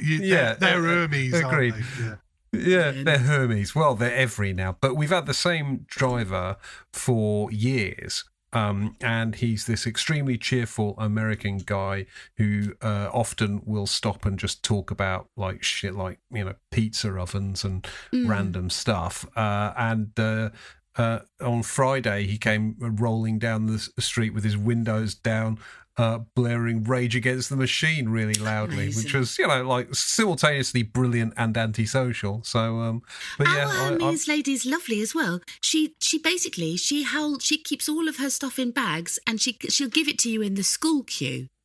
Like a drug dealer. She knows who she's meeting in the school queue. So she just, rather than go around in the car, she just has a big, and she'll like hand it out then, which is great. The problem I had with that perfume was it never got to her. If it had got to her, I'd have been golden. But the chain broke before then, unfortunately. Nice. Anything else from yourself, Fliss? Very quickly, coffee frags. Lovely Ian Dyson sent me some Agneta, which has been getting a lot of love on the groups. It's an 8 and Bob perfume with big coffee thing. Yeah, I tried that in the shop. I didn't like it at all. And then, because I was kind of like working it out, I also then put Caravanserai, the Nikolai, on my other wrist. And I found the Agneta was like muskier and darker. And the Caravan was greener and brighter and spicier with that cardamom thing. But they were of the same wheelhouse. And if I'm honest, I think the Caravanserai beat it. And so, although I thank Ian for sending me the hype sample, Hype Beast sample, I'm sticking with the Caravanserai. Good call. I like Caravanserai. Yeah. It sort of had a brief moment in the sun, and then everyone sort of seemed to sell their bottles on. But I rather like it. So mine. it's good shit. Cool. All right. Does anyone have any news to report? Anything exciting news from the world of perfume? Apart from the 42 grand for something from Henri Jacques. No. Henri Jacques. No. There was that thing about the Jude Law perfume. Somebody sent us and said, "Oh, Ben would like this." Yeah, did it smell like? Said it smelled like death and vomit or something. Yeah, it was meant to be like for Henry VIII, wasn't it? I think was he playing Henry VIII, and it was supposed to smell like. He had a bespoke perfume made for him to get into the like acting or whatever, didn't he? Yeah. Method, very method. Walk around smelling of what? Death and destruction, presumably. Yeah. I mean, go on. I kind of understand what he's doing. Not that I have anything like that sort of career, but when I was doing a lot of theatre, I would often choose a perfume for my character and only wear that perfume when I was on stage or rehearsing for that character. And it was really nice thing to do. It's like finding, you know, a pair of shoes that your character wears. So it was just a really good in. I don't know if I'd go all the way and actually have something commissioned. I think that's a bit much, but, you know, well, each to their own. Yeah, I think commission. If you were Jude Law, you could afford to. Well, I mean, I have met him. He's a delight. But yeah. Is there anyone you haven't met? I've met a lot of people. Yeah, it's probably easier to list the people you haven't met. Is he really a delight, lovely. Though? Yeah. Yeah, he really is. He's very, very charming. To be honest with you, when I first met him, I didn't really think he was a particularly good actor. I think since that period, he's become a lot better. I think he's really, you know, he's done his work. He's really good. But yeah, he was incredibly charming. And when he walked into the room, there was a definite, I won't say the lights came on, but there was a definite feeling that somebody had entered the room. He's incredibly charismatic in real life. And wow. Yeah. I mean, he's kind of unfortunately ugly looking dude, isn't he? Yeah. I mean, you know, And life's very difficult if you're that fucking. But also, he is ugly. very charming and friendly, and he has this thing where he gives you a lot of eye contact. So he makes you feel as if he's genuinely interested in the questions he's asking you. So he's just like, even though he probably isn't. But I did have a bit of a swoon on, to be fair. It was, well, this is it. I assume he didn't smell like Henry VIII. No, he didn't. Smell of like puss and fucking, I don't know, ham legs or something. Yeah. I don't know. Okay, well, apart from rich, talented, handsome actors that Fliss knows having custom-made perfumes for playing Henry VIII, does anyone have any other news? I mean, that's quite a specific segment. I don't know if we can necessarily dig another example up for next week. Next week. I mean, honestly, thinking about it, I don't think he needed a bespoke perfume. He could have probably called me up and I could have been like his consultant, and I could definitely have found something on my shelf that would do the trick. Sombra. Like a 16th century barn. Like, yeah, no worries. If you're listening, Ben is offering his services. If you're listening and you need to smell like shit, just hit me up. Yeah, this is the same as when you suggested to Dior that they could have saved themselves the sharp end of $20 million by getting you to do it instead of Johnny Depp. Precisely. Yeah. What they should have done is just give me a call. I'll sort that all out. Fucking genius. Okay, well, if there's no other exciting news, I suggest we stick a pin in part one. We're going to be back in just a second after we've composed ourselves, ready to take on part two of Les Oderants. Stick with us. Hooray.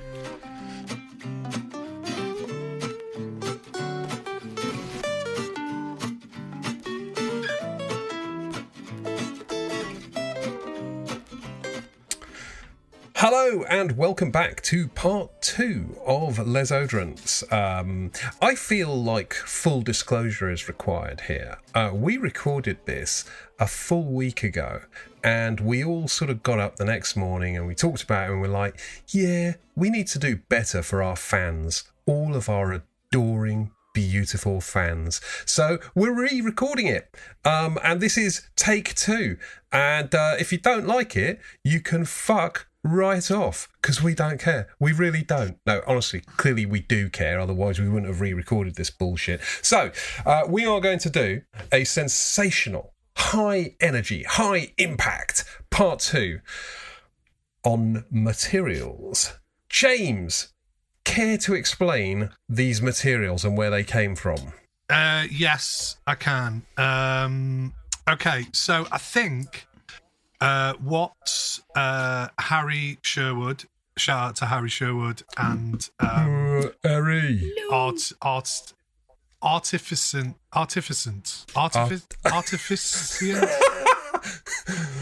This 7 days has gone well. Yeah, can someone else say Artificent. No one can say it. Here's a challenge. You cannot say it once. You have to say it at least twice because you have to artifice. Yeah. Yeah, Harry sent us these materials. Very kind of him. Doesn't matter what the website's called. Just fucking go to it and buy stuff. Is basically the key message here. No, if you're into perfumery materials, even people who are in the bloody trade who've got brands and all that kind of shit are like, Harry's got some fucking wacky shit, right? So yeah, he's got some like, you know, rare and like strange things that you don't get elsewhere. So if you've done the usual, you know, the usual suspects who we won't name because they're not yet affiliated with the podcast, and Harry is, but just on a, you know, just try out Artificent. Right, okay. Anyway, so the materials, I think he described them as 6 unusual materials that you should sniff, or something along those kind of lines, which, you know, is his sort of judgment. And I feel saddened to report that I've only got 5 of the 6. Yeah. And I feel like that's, you know, I feel like Harry's really fucked me over on this. It's like, I'm super disappointed, yeah. But I'm gonna love hearing about the one that I haven't got. I've got 2 No, you're not. It makes me gag. One, so, oh, Ooh, maybe we should start there. I don't know, James. You are our Pied Piper. Where are we starting? I've got the order here, so we're starting with Williams Esther. So is there a logic to the order here? No, not at all. Just Amazing. the order that I got. Is there a logic to the name? Because this name is. We're gonna come. Who's William? Williams. Well, we're gonna come to that now. So, good question, Ben. Why have I got a bottle full of his Esther? And what is his Esther before I sniff it? Yeah. Apparently, sorry, William, would you like to explain this? You go for it, darling. Okay, so it's Williams Esther, and I thought, what the fuck is this? Who's William? What's going on? Had exactly the same thought process as everybody else. Now, it doesn't matter so much. I'd like to hear what you think of it, because I've already had sort of spoilers and what I actually think of it as well. Notwithstanding the Williamness of it, what even is an ester? It's a chemical. It's a chemical term for. You wouldn't understand it. Do you know what? I actually thought it's to myself, science shit. I'm going to explain what an ester is, and then I thought, no, we're not going to get into that probably. So let's. It's an ester is a compound derived from an acid, organic or inorganic, which is a hydrogen atom and at least one acidic hydroxyl group. There you go. Oh fuck me! Yeah, you feel edified now. Well, I'm glad you explained that to me. To be honest, yeah, I know. I'm none the wiser. Is it meant to smell? Is it meant to smell like eggs? No. It smells quite eggy. It's meant to smell like William. Right. So, Airfix kits, Airfix glue, and Airfix kits. Is that what you think it smells like? Yeah. Like, you know, when you put Airfix glue on an Airfix kit and it sort of slightly melts to plastic when you're a kid, and you stick them together and you get it all over your fingers. I know what you mean. I think it smells a bit like old socks. I mean, it's fucking rancid. It's vile. And when you hear what it's meant to smell like, you'll be like, what the fuck? Oh, vile? Really? Yeah, I can't do it. Do you not think it's fruity? Yeah. Do you not think No. Fruity? Fuck off, fruity. Which incidentally is the name of my next album. Fuck off, fruity. I don't know where you're coming from, you guys, because it does have. Okay, I can get the Airfix kits. I can get the off, because it definitely doesn't smell. I mean, it's a single fucking material. It's actually. We'll just note that it's at 10% in ethanol. And it's quite pungent. I would say it's definitely a fruity material. I can't and we'll just say okay. So it's kind of pear, melon, that kind of vibe. And the Williams comes from the Williams pear, which is why it's called Williams Esther. Weirdly, like now I assume this is just the power of suggestion. Because now I can smell that. Now I can smell a pear. Yeah. Now I can smell synthetic pear. You know, like the like those boiled pear sweets. But before it smelled like boiled eggs. Okay. It sort of still smells like eggs. I get the eggy off, like a slightly off thing. I do get that, right? But I'd say almost the sort of top note or the impact note of it is pear drops, right? It's like those little fucking pear drops. That's what I was reaching for. Yeah. Right. But then, yes, it does have a slightly off thing. Perhaps not egg to me, but I get the Airfix kits thing, and I get all that. We'll just say that it's one of its chemical names, because there's lots of different ways to refer to chemicals. Some of them are huge, like long names, but it's cis-3 hexanyl cis-3 hexanoate. So it's it's supposed to smell like pear, Williams pear. It adds a naturalness, natural kind of vibe to lots of things. So it smells like melon. It's vegetable, like kind of veg, green sort of vegetable. Has a slight fennel thing to it, which I can definitely get. Like a weird sort of metallic kind of tropical are the other words. So accords that it can be used in: watermelon, pear, vegetable accords like tomato and stuff like that, tomato leaf, peach, olive, and apple. I'm now the greenness, I get this. So like cis 3-hexanol is like which is the start of its name, is a very, very green material that smells like cut grass, right? And I can get that from this as well, but this has a much more fruity sort of nuance. So I get like the greenness and the slight bitterness, almost of like, it feels to me like bitter pear skin, like when now you're saying pear or whatever. Yeah. But I would still say it's a close relative of stomach. Yeah. I mean, do you have to normally? Would you dilute this to like a really tiny percentage? Because this feels really dense and strong. It does. It's actually diluted to 10%. What you've got there. So the raw stuff will probably be even more rank if you don't like corrosive. That. Usually when you dilute things obviously to a usable level, you actually can smell them much more rather than smelling the neat stuff out of the vial, because that's not a practical way that you're going to use it. I'd say this will probably be used in tiny amounts. I'd say it's probably quite impactful because of I know from using like the cis 3-hexanol and variations on that sort of material that they are quite powerful and quite toppy, and you can smell them certainly in like tomato leaf accords and that sort of thing. And I can imagine this would be. I'm quite interested in it, to be honest, because I like. Yeah, sorry, go on.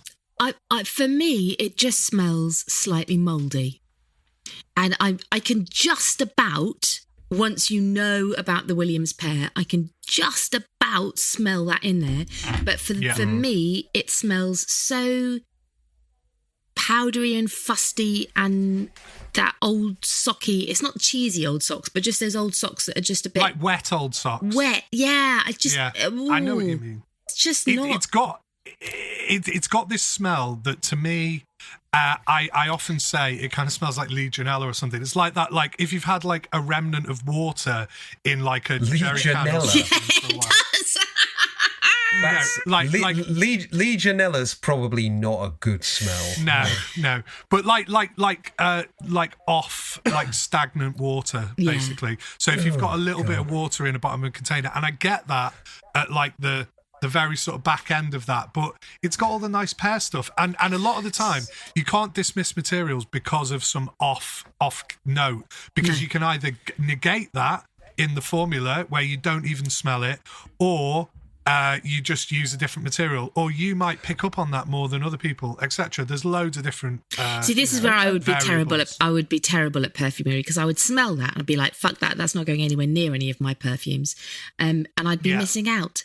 This is the thing. You have to sort of change your mindset, and this is what we were talking about with training your nose and blah, blah, blah, blah, and all that. And there is a lot to it, right? So it's that thing of like dismissing certain materials offhand. Now, you can do, and some people might not be able to get away from initially not liking a material, but you've got to learn to kind of throw all that stuff out the window. Your taste becomes like secondary to how useful can it be to me. I suppose it's a bit like being a musician and saying, I'm not going to use any more B flats.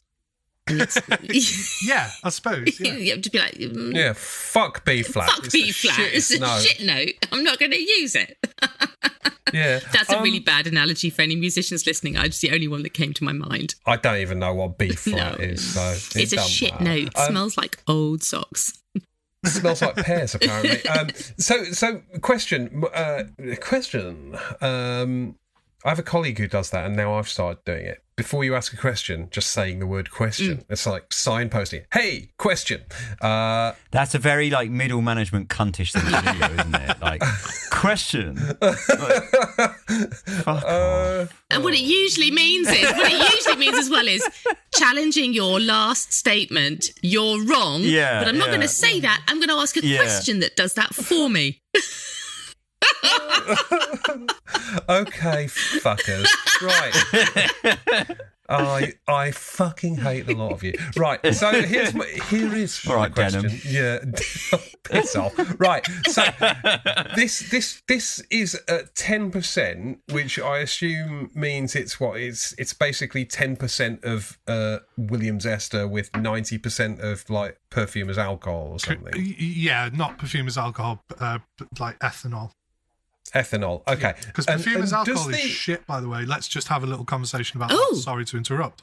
But what they call perfumer's alcohol, right, which you would buy from somewhere, is quite a shitty grade, right? And it actually makes your perfume smell shit. The real stuff, I can't remember the actual, because it's like a rating, like numbers and shit like that.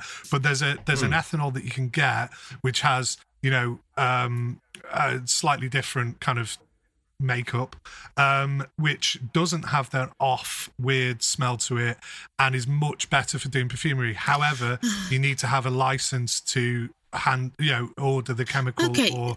So question. Yeah. I've just bought like a load of perfumer's alcohol because I use it to rinse out my syringes after I've been doing decants. Is that perfume? Yeah, that's fine. Is that okay? Yeah. Okay. So I haven't thought so. Now, but my problem is, right, that I in work, right, so in my lab I use isopropyl alcohol, right, which smells quite horrible, right, but it has, like, you know, that is something that would be completely inappropriate for using it in perfume. This perfumer's alcohol, which I've actually got some here, so perfumer's alcohol, which you get from standard like perfumery suppliers, is again, without knowing all the technical shit, I can't really go into details. I can't remember what the difference is, but it's like cleaner, better stuff. I can smell the sort of slightly isopropyl alcohol smell of this, and it ruins all my perfume that I make. So I'm trying to get hold of the other stuff, but it's hard to get small amounts and from a right supplier. Hey, do you know what? I bet you can get it off Harry. But to buy like amounts of it, you've got to. I could get it actually through work because we buy chemicals and stuff like that. But as an individual, it's quite hard to get because you have to have a sort of. I don't think it's that difficult, but if you're a brand or something, like for example, we had the conversation with. I talked about this exactly with Amanda when we did our interview. So we discussed this exact thing, and she said, yeah, I hate the perfumer's alcohol. It's shit. It was really doing my head in, and it was making everything smell horrible. So I invested in the good shit, and she gets, it's some kind of like, it's derived like naturally. I don't know. It's just better anyway, and it's much cleaner and doesn't interfere with the actual perfume. Interesting side note on acquiring alcohol. My mum, when she was young, when she was like in her 20s, and she used to work in the chemistry lab at Birmingham University, used to forge the Don's signature to get spec alcohol from the dispensary, and she used to make just distill their own gin in time for the Saturday night hops, and because the professor in charge of her department was a teetotaler, he didn't know what gin smelled like, and so she used to forge a signature to get enough spec alcohol to distill gin during the week in time for the dances. I don't know where I get my wayward ways, but I'm just saying. Criminality runs right through your family, doesn't it? Unbelievable. Can I get back to my actual question, though, which I never got a fucking hand. We should have stuck with the original version this episode. So does the actual concentration make a substantial difference when you're just like smelling something like absolutely this? Yeah, absolutely. Because I feel like I've had to forage quite deep into this to wait for the alcohol to go away before I'm getting like a really true feeling for what this ingredient. Is that right? No. Chemical, compound, whatever the fuck it is. Yeah. And it smells more peary now, but also I am slightly worried that it's just a case of power of suggestion, right? So, you tell me this smells like fucking pear, I'll go, oh yeah, pear. You tell me it smells like fucking kangaroo, I'll go, oh yeah, kangaroo, yeah. Legionella. It's just, Legionella, yep. Stagnant water, yep. Yeah.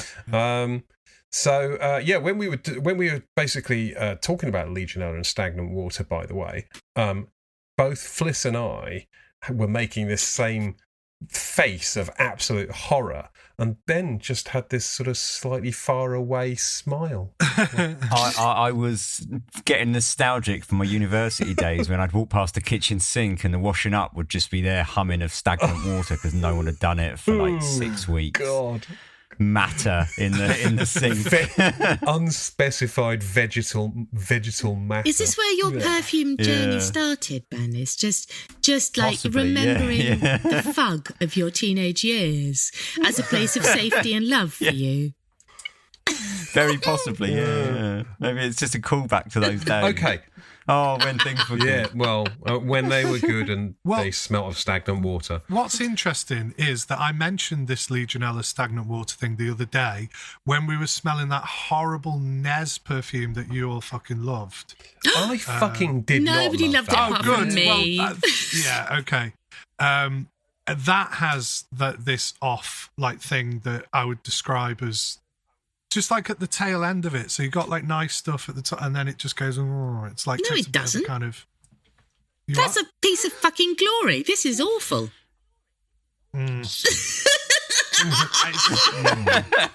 Yeah. Okay, we'll agree to disagree. It's fine. Okay, shall we move on to another one? Yeah. What's next, James? Isopropyl dimethyl dioxyspiridecane. Yeah. This definitely sounds like something you can make a bomb out of in your garage. Don't make a bomb out of it in your garage.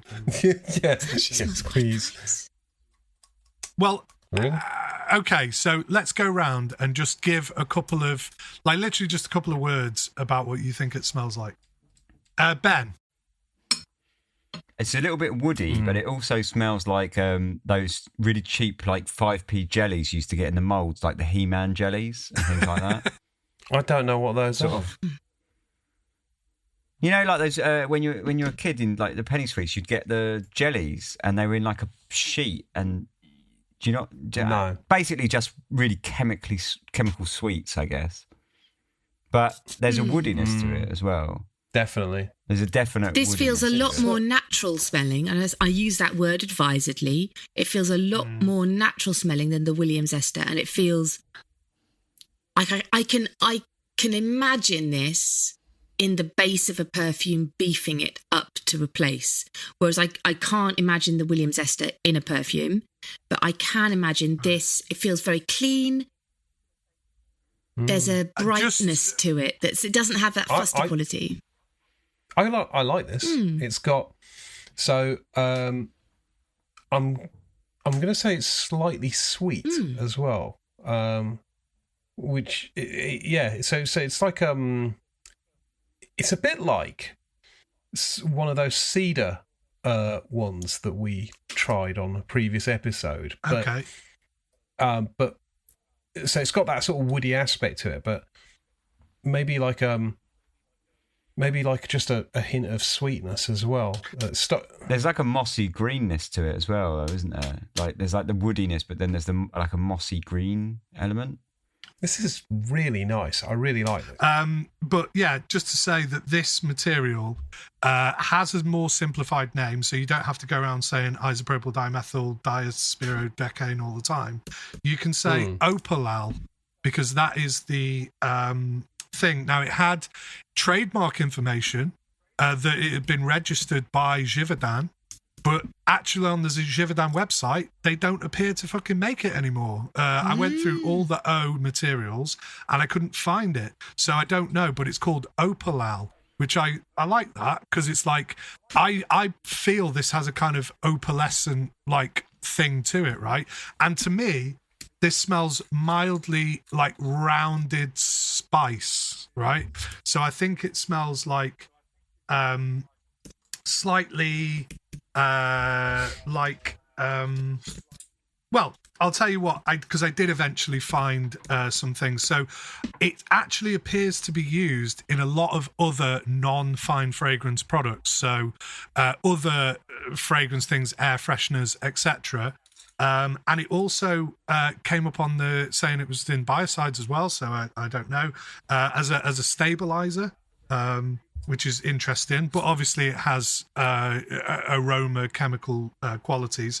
The only thing that I could find was that somebody on Bass Notes had said that they were trying to make a chamomile accord, and they described this material, opalal, as agrestic, herbal, slightly fruity, shades of cubeb, which is I can't remember the full name of that, but it's a weird kind of herbal material, and nutmeg and elemi. And I kind of get the nutmeg aspect, but I would say, yeah, it's almost like a kind of rounded spice material. It's very nice. It's got like you say, sweet, and it's got kind of like woody like qualities, and I really like it. It's actually getting nicer and nicer as it dries down. And actually, when we were getting ready to record last week, I'd actually put all of these on a strip, and the next day I walked into my room and I smelled like a really quite green, fresh smell, which I now realise was probably this drying off the strip. There's quite a green. I can understand that chamomile thing that you're saying. Again, possibly all about, suggestion. Suggestion. But as it's drying down, I'm really feeling that more. Mm-hmm.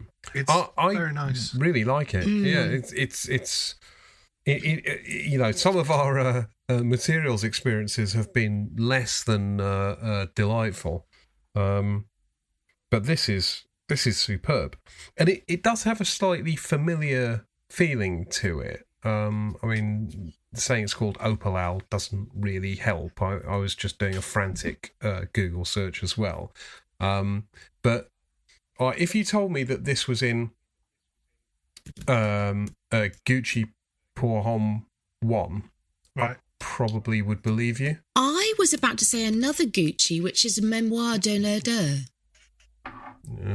I don't even know what that is. It's like a really herbally, woody.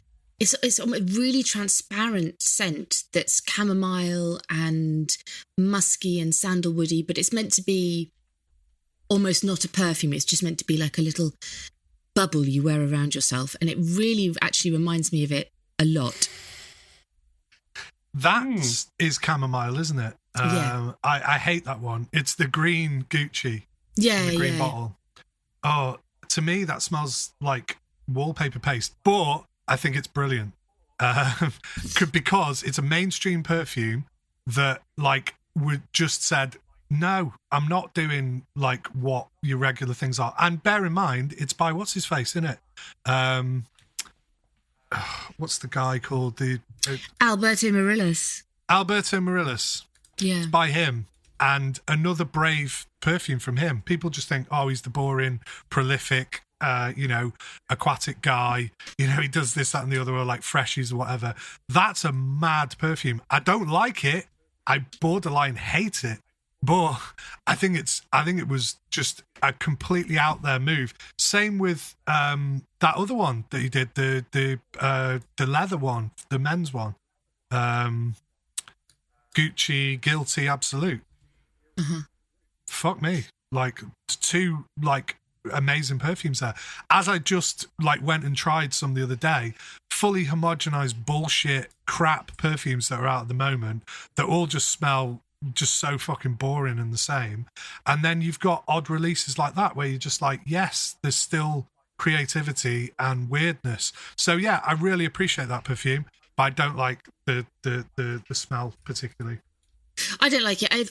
I bought it and then I got rid of it quite quickly because I knew I wasn't going to really wear it, but I was interested in it, in its transparency, and actually smelling this now, I'm like, wow, okay, I can really put those together. Interesting. It gets it's very it has a very diversive. The people either seem to love it and hate it, and the people, when I sold my bottle, I sold it to someone who'd already got 4 bottles, and they were like, yeah, I just can't get enough of it. It's like, oh, okay, cool, interesting. So yeah, I mean, I'd probably use that. Like you say, a chamomile is a pretty good. I don't like the smell of chamomile particularly, but I can see how that would lend to a chamomile accord, and I definitely get where you're coming from with that Gucci perfume. So that was that one. So are we ready to move on? Yes. So obviously that is kind of apparently made by Givaudan. So anyway, so the Prismantol is next. Prismantol. While I remember, which is made by International Flavors and Fragrances, or Fragrances and Flavors, whatever it is, IFF. And this one is a white solid. What, like dog turds in the 80s? Exactly like dog turds in the 80s, but it smells much nicer if you have a sniff of it. No, this is at 20% in ethanol again. So I would wait for the ethanol because I can really smell it on this one, just to kind of burn off. Now, to me... Quite sweet and a little bit menthol. Menthol, yeah, exactly. I would say that camphorous sort of thing. So immediately you're hit with like this kind of camphor. Very spicy. Light spices, though. It's not like heavy, thick, juicy spices. It's very airy. I can imagine it underneath other spices to kind of give it some diffusiveness. I don't know. Mm-hmm. I'll just say the chemical name while we're here. It's 4-methyl-8 methylidine adamantano-2-ol. Because I know you love those, and you love the way that I can actually say them. It's my favourite bit. So, would you like to hear what IFF have to say? I don't want to colour anybody's kind of review, but it kind of helps sort of move things along. So it says soft, herbaceous, spicy hints of ginger and Indian cardamom, followed by a smooth, natural woods. I don't really smell ginger or cardamom because I sort of associate those with being quite fizzy. No, me either. And bright. This is more definitely this. This smells like peppermint chewing gum. Not peppermint chewing gum. What's that? So there's that chewing gum. Wintergreen. Yes. And there's a particular brand of chewing gum that smells like that, which I maybe it was like called Airwaves or something. And it was sort of for clearing your fucking your airwaves. And if you get ginger ale in the States, or ginger beer in the States, it's not ginger beer that we know over here. It's this wintergreen smell. It's like this. It's like really nasal cleansing. Yeah. Well, that's interesting. Yeah. I do definitely get ginger from this.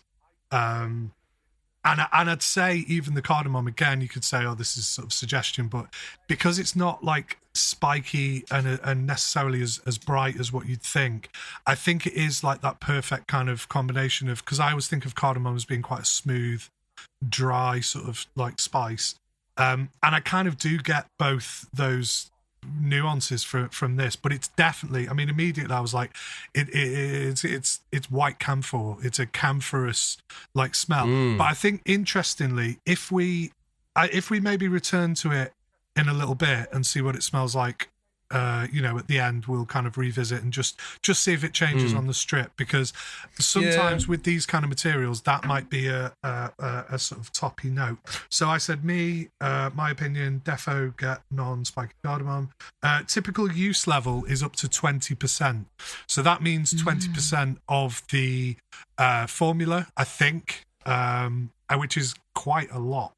Now, I'm not suggesting that anybody would ever use that, but apparently that's listed on the IFF thing of, use level can be used up to 20%.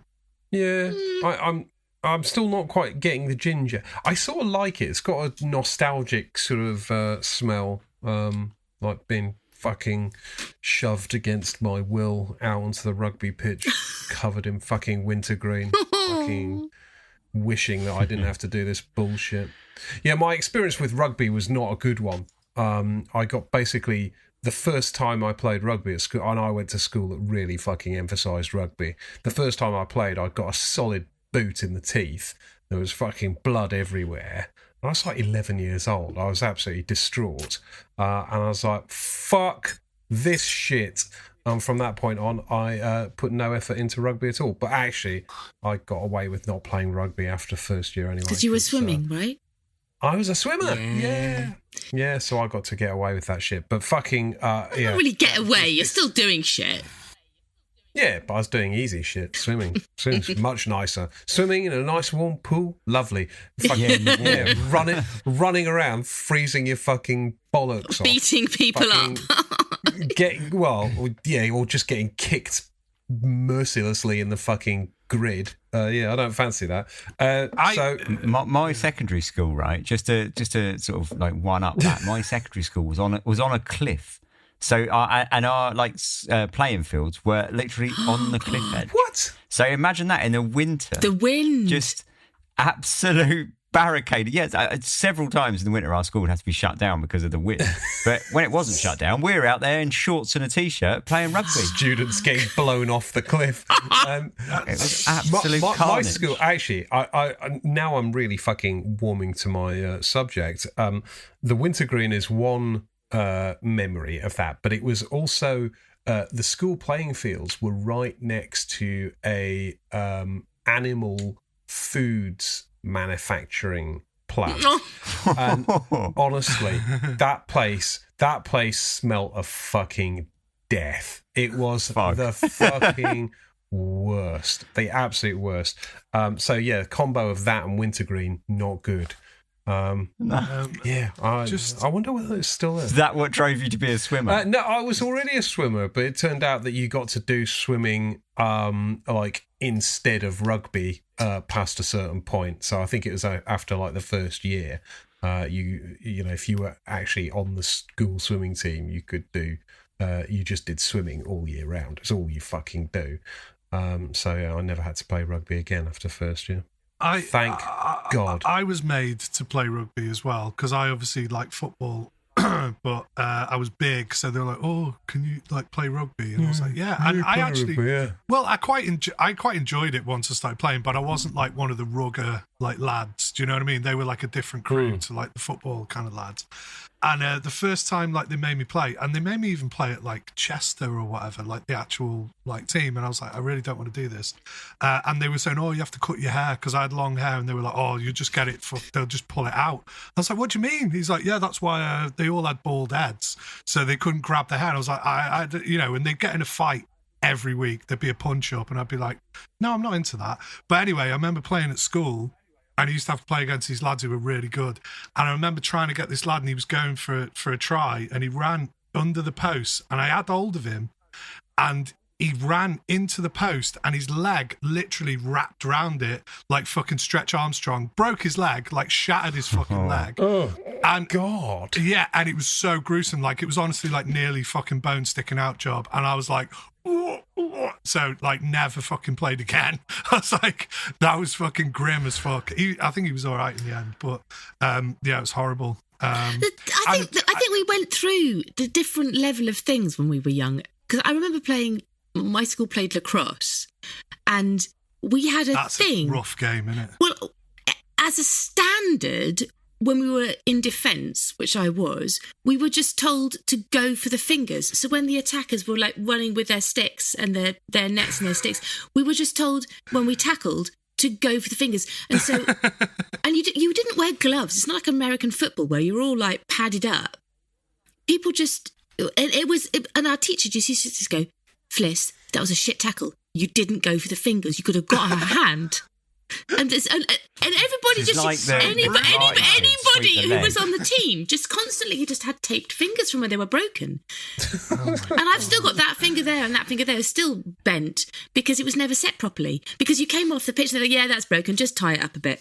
And I remember Katie, one of the girls who was our centre, she took a centre ball, and a bee flew into her mouth and stung her on the back of her throat.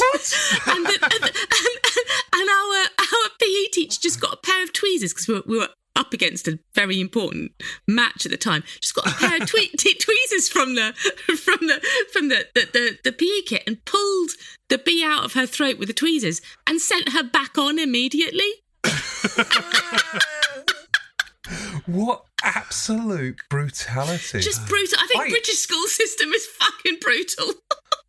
Not anymore. It's not. No. If you are offended by stuff, you have the right to complain. Oh, there's no complaining can't at my do school. shit anymore. No, there's no complaining. Anyway, I sometimes I feel like we've gone a little bit off course. No, and then sometimes No, I I feel like think- we've I gone think it's One more fucking anecdote. One more anecdote. So based on what Ben was miles saying off. about being near the coast, I remember we used to play against this football team, right? And their pitch was on like a literally like a 30-degree fucking slope, right? So like the half that you were at the bottom, it was like 8-0. And then when they switched round, you'd be like, right, fuck you, you're getting it now. And then it'd come out, all the scores would be like 15-12 and shit like that. literally kicking downhill. That's fucking brilliant. Imagine that. I was going to ask which direction was the camber, but was it left to right or lengthways? Anyway, right, come on, let's talk about perfume. Materials. Yeah, right. So that still Prism smells menthol. fairly. It still smells very menthol to me, actually. Yeah, but we'll revisit it. Right, what's next? So next is clonal. Right, this is the one I don't have. So, but Fliss is making a sort of gagging face, which I'm personally quite amused by. Fliss, tell us why you're making such a gagging face about clonal.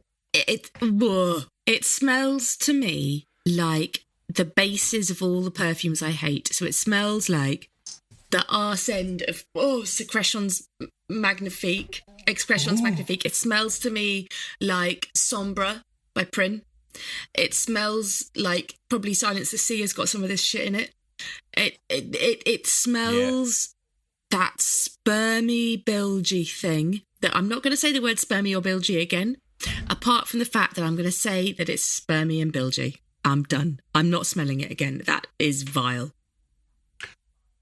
It gives you at the back of your throat like quite a physical reaction for me as well, which is actually quite rare because I feel like I have quite good gagging effects when it comes to I thought you were going to say something else. Oh, did you? Oh, you are fucking... I can eat a few bananas. You are a bunch of dirty bastards. You know that, don't you? This is a family show, you fucking animals. No, but it does stink, and spermy and bilgy is there, and I do think, like, I do smell it in Silence the Sea as well. I see what you're saying. Is this... Which, by the way, I wore the other day, and it's still fucking beautiful. You're a massive contradictions, Ben. Spermy, this is disgusting. It's in this other perfume. I wore it. It's brilliant. Love it. Just to confuse Dan some more, I have no clue what Ben and Fliss are talking about as far as this is concerned. I am smelling something totally different. Okay, so I'm reading about this. Is this clonal? Is it CLONAL? Yeah. Okay, so it says citrus odor family. Yes. middle to top note. Synthetic aroma chemical with medium blah blah blah. Dry citrus orange peel. Here we go. Metallic spicy perfume. Yeah. Can last more than 48 hours on a scent strip. I think maybe it's the metallic jizzy sort of thing you've got there. Okay, so clonal is also called dodecanitrile. It's made by IFF. It's described as citrus, zesty, peely, and fatty. It's 100% renewable, by the way, and it's readily broken down, so it's biodegradable. So it's a good material. So it definitely has the citrus, right? But then the citrus really quickly breaks into this like rubbery, quite like, if you had a texture, it would be like felt, and that doesn't help either because it kind of makes like on your teeth. It kind of feels weird on your teeth almost. I literally can't smell this strip without gagging. That for me that's a gag thing. I've just searched what fragrances does clonal appear in, and Google has said, here's a list of the best clone fragrances. And it puts our Marf Club de Nuit Intense Man at the top. Although, weirdly... Oh, but which batch? Yeah. The silver sprayer, of course. And Zerjoff Naxos at number 2. I didn't realise Naxos was a clone.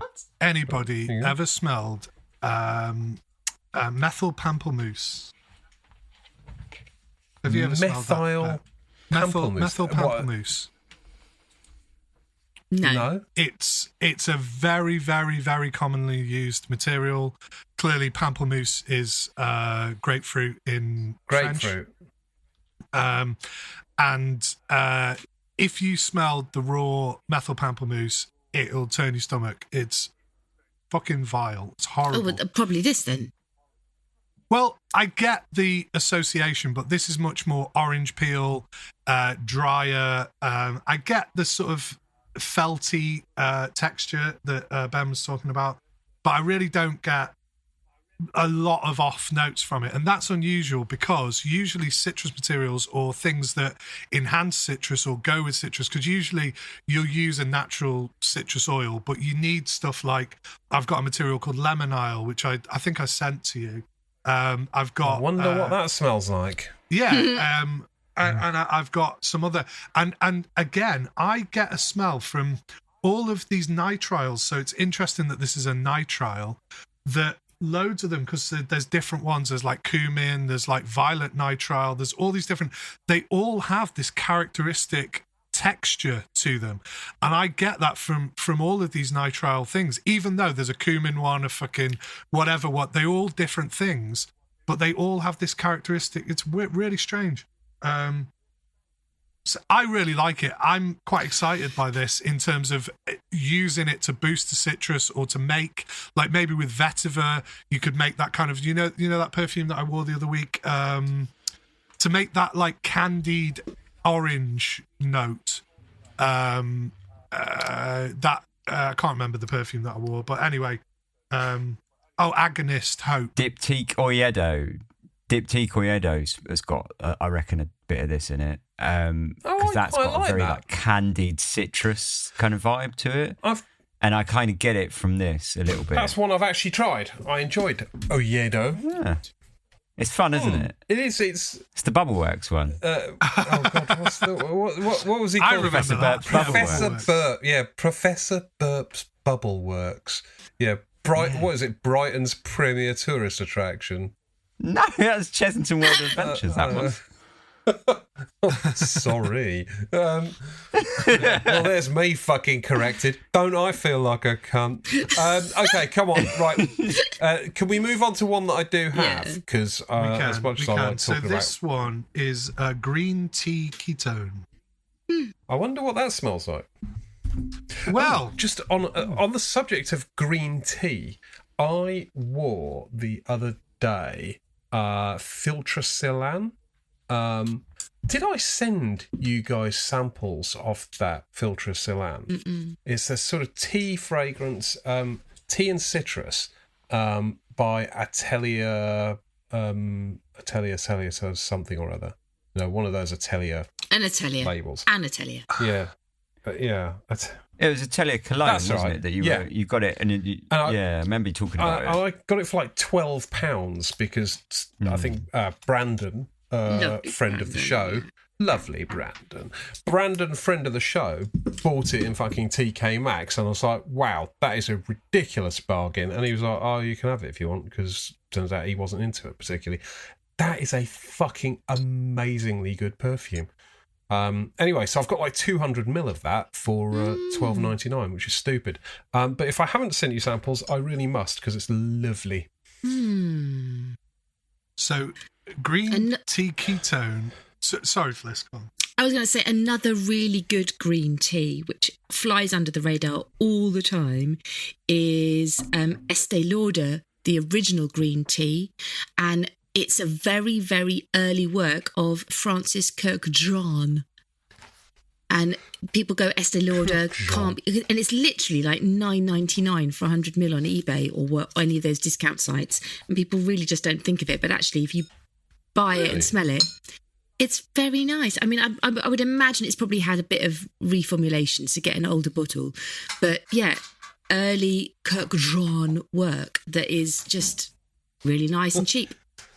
Loving the overpronunciation of I can't pronounce it correctly, so I just have to make the most of what I do. Kirky. I was just calling him. Yeah. Frankie Kirky. That was Kirky. his handle, wasn't it? On yeah, it was. Yeah. Kirky. Right, this green tea ketone, is it just me or does it not smell like green tea at all? It smells to me like a mate powder, but I have to really get up close. And it's not, I wouldn't say it's green tea in terms of like the leaves, but in terms of those mate powders that you whisk up. I don't know what mate powder is. It's like like proper Japanese tea. It's bitter as fuck, and it's really, to me it smells like a mate powder, but it's very, very close, and there's no diffusiveness to it. It's very, very gentle, but it's there. It's quite. What's interesting, I'll just say about the concentration, is that if you notice, it's at 1% in TEC. Now, I can't remember what TEC stands for, but it's a very thick solvent. So whereas the others, the alcohol will just kind of, sort of make it a bit more like diffusive and just go straight away, and then you'll get the smell. This is a lot more oily, and I think that kind of keeps it sort of closer to the strip, and it's only at 1%. So, I'm assuming the actual raw stuff is pretty strong. It smells to me like damp newspaper, which I'm assuming is probably more the TEC than the actual. No, I would say the TEC's probably got not much of a smell to it. That's why it's kind of used as a solvent. Same with some of the other like DPG and stuff like that. You're smelling the material, I would say. But it's probably, I've just so previously I'd just done a little dip in it, and now I've kind of gone fuck this and sort of more or less shoved the whole strip in and pulled it out. Yeah. And I can certainly smell more. Can I just say the chemical name? Sorry. Well, I don't know. Can you? 3-methyl-nonane 2,4-dione. Sorry, go on. Yeah. Talk dirty to me. It's a key aroma compound in Longling green tea infusion. Yeah. There's a slightly greeny hay feel to it. Well done. Top marks to Fliss for the hay. So, I also, if I said to you, so it does have, again, a slightly fruity nuance. Now, I know Harry really loves recreating fruits, and he is very fruity. He likes fruit. He seems to be like really into his fruity stuff. To me, that's what I get, because he has a lot of these materials, and he often talks about raspberries and things like that to me. So I get that. But the actual official things are fruity, hay, caramelic, and burnt. So I definitely get like hay, straw, that kind of tonka thing. And my immediate thing that I thought about this was tea, like green tea, and all that stuff that it was telling me it was. And I said, do you know what? I think Dusita, the Dusita lady, would or does use this in her perfumes, because Persona Umvajani. Does anybody get that hay thing, that hay tea thing that she does with the citrus, with the with the jasmine, and says its typical use concentration is at 10% in DPG. We've got it at 1% in TEC. So sometimes that can vary between different things. So straw, fruity, even honey nuance can be used in apricot, peach accords. Obviously, it's a good tea flavour, and also exotic fruits. Nice. So yeah, that's all the information that I could really sort of find about it. I don't know who produces it. that's quite interesting. The exotic fruits, because I'm sort of smelling this, thinking, no way, that doesn't smell like exotic fruits. And then, again, I can't help worrying that it's just the power of suggestion. But then I sort of smell it, I think it doesn't smell fruity itself, but you can sort of see how it might be a constituent part in a fruitier core. Of like mango or something like that. Mango, yeah. Absolutely. Yeah. I think suggestion, right, and maybe we could like expand on this in another episode, but I think suggestion is not always a bad thing, right? I think sometimes it makes you go, oh, actually, and even if it is psychosomatic or, it's being sort of implanted in there, it still makes you like smell more, or even try and get to that place where you're like, can I feel that from it or whatever. And it was that thing I was talking about being a snob, and all these things like tie together, obviously, because it's all about perfume. But like training your nose is a really important part of understanding like perfume. And sometimes, listening to other people's like take on things is, and then taking what they say and then having it actually affect the way you smell something is really fucking mad, isn't it? Like, well, I think suggestion is presumably important. Like, I don't think I would have got to exotic fruits on my own at any point. Mm-hmm. So you say it, and then I can, I can get it.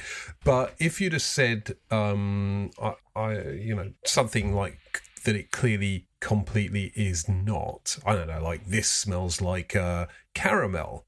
It's like, no, it doesn't smell like caramel at all. Well, that's what it does actually say. It smells like caramel. Yeah, I know. That was a terrible example. But I was trying to think of something that it doesn't smell like. It smells like everything. Oh, God, I'm such an amateur. Right, okay, but good. Sometimes it's like when you're like, you say you're like trying to like see the outside, so you're sort of pushing a crack in the door, and that's all you can really see, and then you get that suggestion, and it's like opening the door and seeing it all and going, oh, yeah, I get it now. Do you like it sort of like opens the door for you, doesn't it? Yeah, it definitely doesn't smell like caramel to me, actually. I was just double checking that. But the point I was making is that suggestion. I do get the suggestion work even. Like the caramel thing. There's a material called bozaboline, which is it occurs quite a lot in natural oils and stuff. So bizaboline it's called, and that to me has a really horrible burn, like hay caramel sort of like smell to it, but it has other nuances as well. And this, again, not a million miles away from that. So yeah, interesting. Right, I've moved on. Moved on. Let's move on. So we're actually on the last material now. So, and the last one, last but not least, is Mugissimo trademark. What do you think this is going to smell like, guys? Well, I want to say it's going to smell like mugs, like Lily of the Valley, but it doesn't to me at all. It does smell quite floral. And I'm going to go and get my Diorissimo. What is Muge?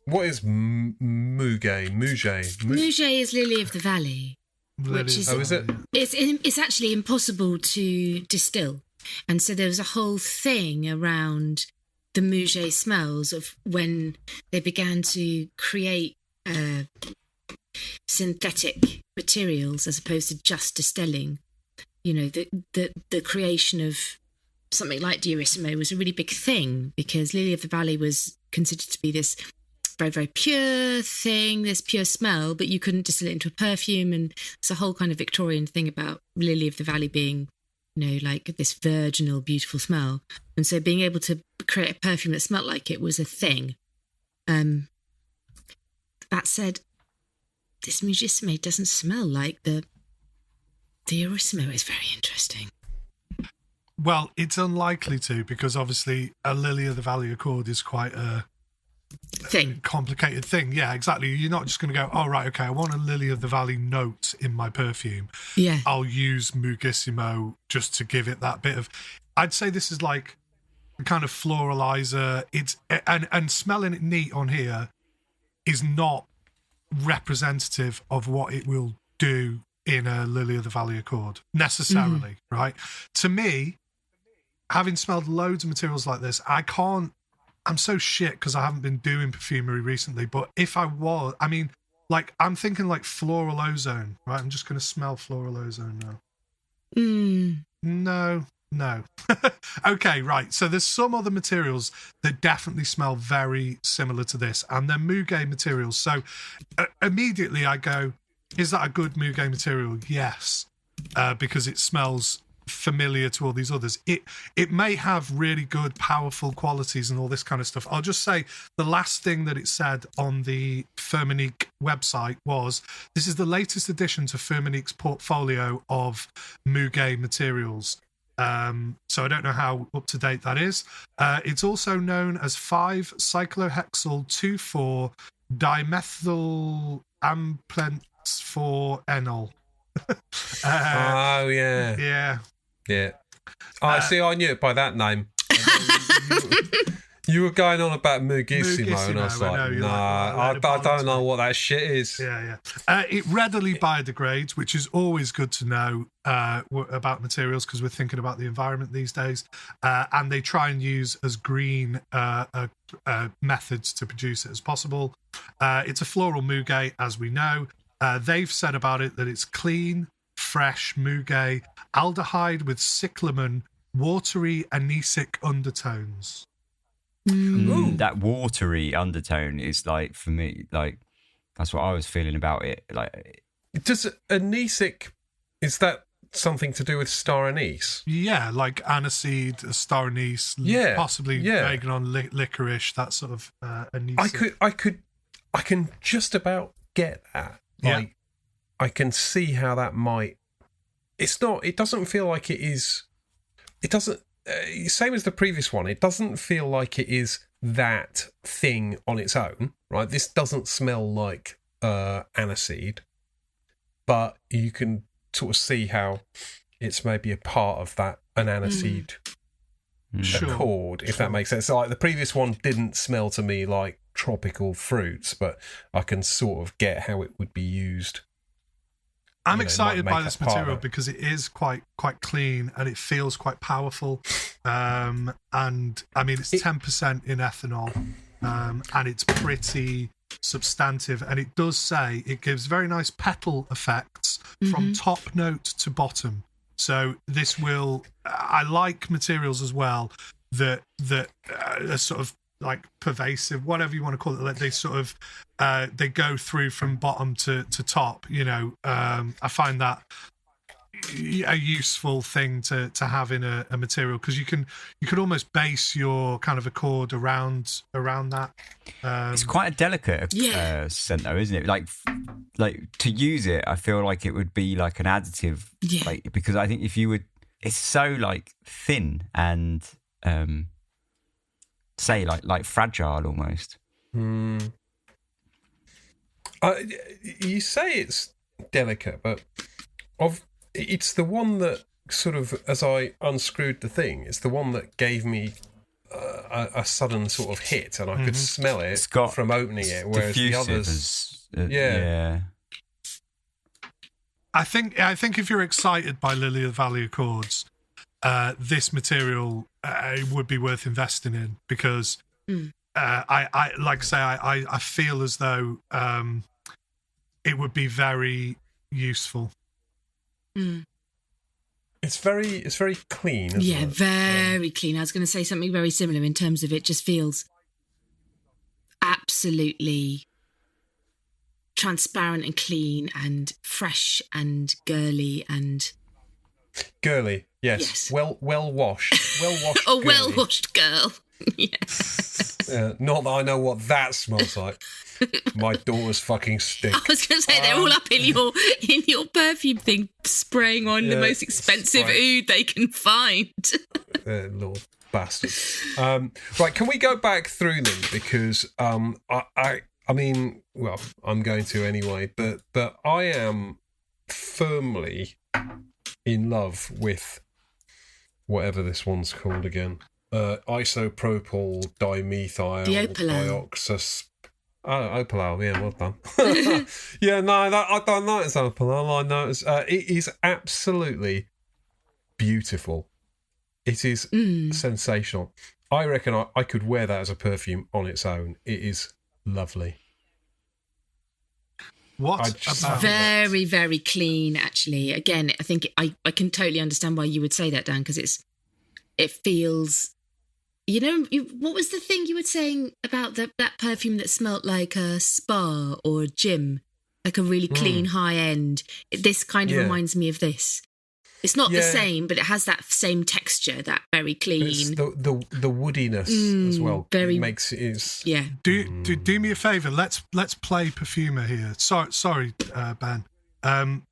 If you take the Williams Ester and the last one that we had, Mugissimo, take both strips like this and kind of put them together and sort of see, like, if you probably have to put the Williams Ester a bit closer to you, but kind of like mix it almost like in your nostrils so you can smell both of them.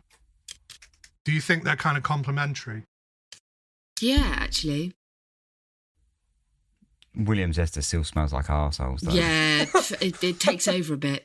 It smells a lot more like pear now. Mm-hmm. Definitely at the top it smelled eggy and eggy and feggy and gross, but now it smells straight up like those boiled pear sweeties. That isopropyl dimethyl dioxide that you like, Dan, you're saying, I think it smells quite complete for a material. Like, because often I feel like when you smell materials, they're like specific for one particular sort of purpose or frequency. They're like one frequency in a molecule, whereas this feels like more like a note, if you know what I mean, or like a chord. Yeah. Well, it's it's what you're describing there is the difference between a single molecule. I mean, this is still a single molecule, but usually a single molecule doesn't have, with exceptions, obviously this stuff has like lots of nuances, but some of them don't. And yeah, they can be quite like a linear thing, which is why they're kind of modular pieces that you put together to make an accord. But then you have materials like the natural patchouli oils that we smelled, or different things where that is just so complex because it's not just one molecule of stuff, it's a base almost, or a mixture of chemicals, whereas all of these are single molecules. I know it's a single molecule, but it does feel, as you were saying, Ben, it feels like so much more. It feels that honestly that feels like it could be 90% of a perfume there. Maybe wang in a bit of Williams pear at the top. Boom. Eggy pears followed Simon's by next release. Eggy pear. Yeah, exactly. Soma eggy pear. For the distinguished gentleman. I think it would. Wow, on earth, I think would actually, because he wouldn't just call it eggy pear. Pay me £100 and I'll be the face of it, and job done. Yeah, you'll do just about anything for £100, won't you? I was Ben's thinking famous 100 about us doing a thing where we make an accord, and I think Fliss and I have like discussed this before, where we actually sit, and rather than us all fucking about with pipettes, this might be a good way of doing it, where we get all the component parts of an accord and just put them on strips, and then just smell all the strips together and see how they kind of marry, because that's what I do. I mean, that is a part of perfumery. So when I'm evaluating materials or thinking about how I can use things, that is exactly what I do. I hold them at different distances from my face and go, is this complementary with this? Or if I'm going to make an accord out of 3 or 4 things, I get them all together and I smell them all on the strips together. So it's kind of like a cheat, well, just like a quick way of evaluating how things sit together, you know? We should maybe do that. Nice. We should. Les Oderants should make a perfume. God, can you imagine? It would just fucking reek. I think I can absolutely guarantee it would be a huge commercial success. Brilliant. Smash together all of our preferred styles. Okay, so we are sort of rambling on as ever. Let's sort of start bringing us into land. Can we go back through the ones and just sort of shout out thoughts? I mean, to be honest, that Williams pear smells like pear. The Prismantol still like smells camphorous. I like it though. Yes, I like that 100%. It's quite comforting. Do you know what? I think this would go very nicely with one of the patchouli notes that I think it was the patchouli crude. Mm-hmm. I kind of quite like the idea of that menthol with the patchouli. Have you still got them? Yeah, well, dip it in, and I'll give them a try with dip it in. It's nice. Well, I'll be honest, guys. Prismantol plus patchouli crude, it's a winner. Hey, there you go. Yeah, you're a pint-sized perfumer. So what happens now if you mix it with your isopropyl dimethyl subadababa? And I was just thinking exactly. You've got a perfume there. I think you'll have to re-dip that because it's quite. Mine's gone quite. Quiet on the strip. Yeah. Right, I'm gonna re-dipping in progress. This is live fucking perfume. I was going to say Les Oderants for all your double dipping needs. Don't know what that means. No, neither do I. Dirty. It does, doesn't it? Maybe. I don't know. No, I think I fucked that up now. I mean, I really love the Prismantol. Oh, hang on. The Opaline smells really nice now. Go well together, they really do. So it was interesting that you plucked that out of the air because that's quite a it's quite a lot in like indie and sort of niche perfumery. They tend to go with that, but yeah, I think that would be a good combination. Fliss, have you gone back on the clonal yet? Because that's better now. No, it's not. It smells more like it smells more citrusy to me now. No, it doesn't. I'll tell you what it does smell like to me now. It smells a little bit I've just like smelt it again. Like mouldy fruit, like mouldy oranges. Yeah, yeah. The important word there being, Ben, is the mouldy section. Yeah, the mouldy bit. Yeah, that's what it smells like. So, Ben, let me just play that one back to you. Did you just say it smells much better? It smells like mouldy oranges? Yeah, but I mean, yes, he did. But you should. But what it smelled like before was a lot worse. So it's mouldy oranges is like well tamed for Ben, though, isn't it? Like, that's like the bare minimum, isn't it? That's nice for Ben.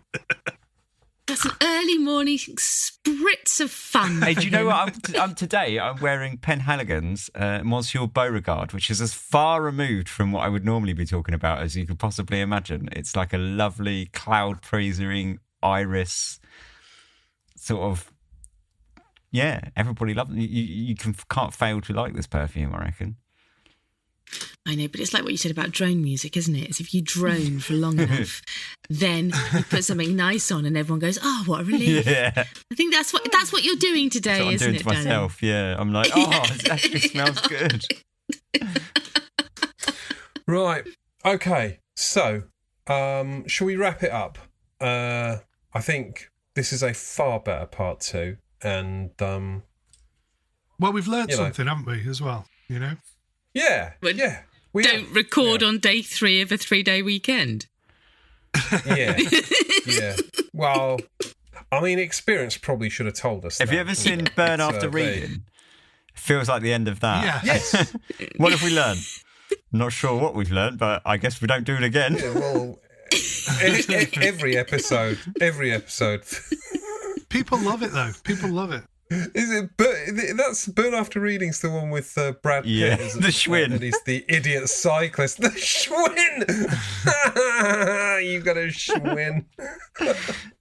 Brilliant. Yeah, I might go and watch that now. Okay, so I feel like I've learnt something. I'm not quite sure what it is, but I'm sort of a little bit gutted I didn't get to try the clonal. perhaps, Fliss, you could post me your clonal, seeing as you seem to be so down on it. So what was everyone's favourites then? I know what Dan's favourite was. What was your favourite? It's a gimme, yeah. I think the Opal Owl, actually. It's really pleasant and clean and sort of that sparish feel. The same one I like. Yeah. I like the Prismantol, I think. But with the other one as well, the one that Dan and Fliss like. But Prismantol to me was... I like the sort of brownness of it. It's Prismantol the mentholy one? Yeah. I think I'd agree. I think the Prismantol one's really good as well. I mean, James, you've had, I guess, you've played around with these a little bit more. So no, I haven't. To be honest, I smelled them for kind of the first time today. Okay. So I mean, because I was sort of saving them. I mean, I had a little smell of a couple of them when we first got them, but generally I've just left them, and then that was it. But just on first impressions, I really like the clonal, just because. I really like that candied orange like peel thing, and I love anything to do with citrus, because like people, it's very much sort of maligned, and people think, oh yeah, citrus is really like obvious. It's really hard to do. It's hard to do a good citrus and make it like last and stuff. I mean, there's a lot of like niche perfumes that they use loads of bergamot and stuff, but it's very short lived, and yes, you can get a nice note or whatever, but I'm really interested in the sort of molecular, like synthetic approach to doing a kind of a really lovely like citrus note. And I think anything that I come across that I go, wow, that's would help me with doing citruses, I'm interested in. So that's kind of, I mean, the Mugisimo, I mean, like I say, it smells like a lot of Lily of the Valley materials, but the tea, the green tea ketone, again, could be useful. The Prismantol, there's loads of camphorous materials out there, and I'm kind of like a bit nonplussed by that. The one that everyone likes, the Opal Owl, certainly definitely up my street. Really kind of impressive. And also really the Williams Ester. Now, pear notes in perfume tend to be, a lot of women's designer releases have a pear note, and people get sick of pear accords in these kind of things. But pear is quite a nice smell. And this is quite a complete pear sort of smell to me. And I think, just to say, obviously, people who don't like the off note, and obviously, Fliss, everybody else mentioned the sort of offness, and I do get that, but I think you can negate that when you're using it with other materials. You can get rid of that offness. We're only smelling that because we're smelling it in isolation. But yeah, so the clonal's my favourite. That was just a quick. The pear smells a little bit like. There's that sort of spray material that I'm sure you used to spray it like on artwork at school when you'd sort of finished, almost like a sort of binding sort of, I don't know what you'd call it. Fixative, yeah. And it sort of smells like that, and it just makes me feel a little bit wheezy, it's slightly asthmatic. I'm not, not wild about it, but I've just been smelling this Mugisimo again, and I'm sure I've used airplanes and airports previously as a source of fucking inspiration and stuff, but for some reason it smells like a air hostess's, the nylon sort of like outfits they wear. They're very sort of like. Have you been clinical, sniffing them again? But it's have you been kicked off the plane again? No, again, yeah. It's a standard tale of woe. Man sniffs stewardess. Man gets evicted. It's just how we do. But it reminds me of those. It's like perfume and cheap sort of nylon-y clothing. Totally. I know what you mean. Curiously, I feel like the two that I don't really like that much, the clonal and the Mugisimo, I feel like if I try and imagine them as materials, they're the two that probably excite me the most as a material. Like, I feel like they're probably interesting to use, if you know what I mean. But yeah, sorry, Dan. Yeah. No. I was just going to wrap us up, mate. I'm more than happy to keep talking, but It's getting late. I'm tired. Oh, I gotta go to bed. So anyway, yeah, it's been a much improved part 2. Thank you very much, everybody. I think we all are deeply grateful to Harry for sending these over. Go check out Artificent. Artificent. Yeah, the Artificent website. Can we just say how good is Harry's cosmic incense? Oh, I love it. It's really good. Amazing, isn't it? I tried that. That was a release via Hoo-Ha. They did that a while ago. Mm-hmm. It's what really a good. wonderful perfume that is. What a wonderful perfume. Yeah, so go check out everything about Harry. Artificent, the whole lot. Right, it's been a pleasure. We will be back in 2 weeks with more profound perfume-related bullshit. We'll speak to you then. Take care. Bye. Bye.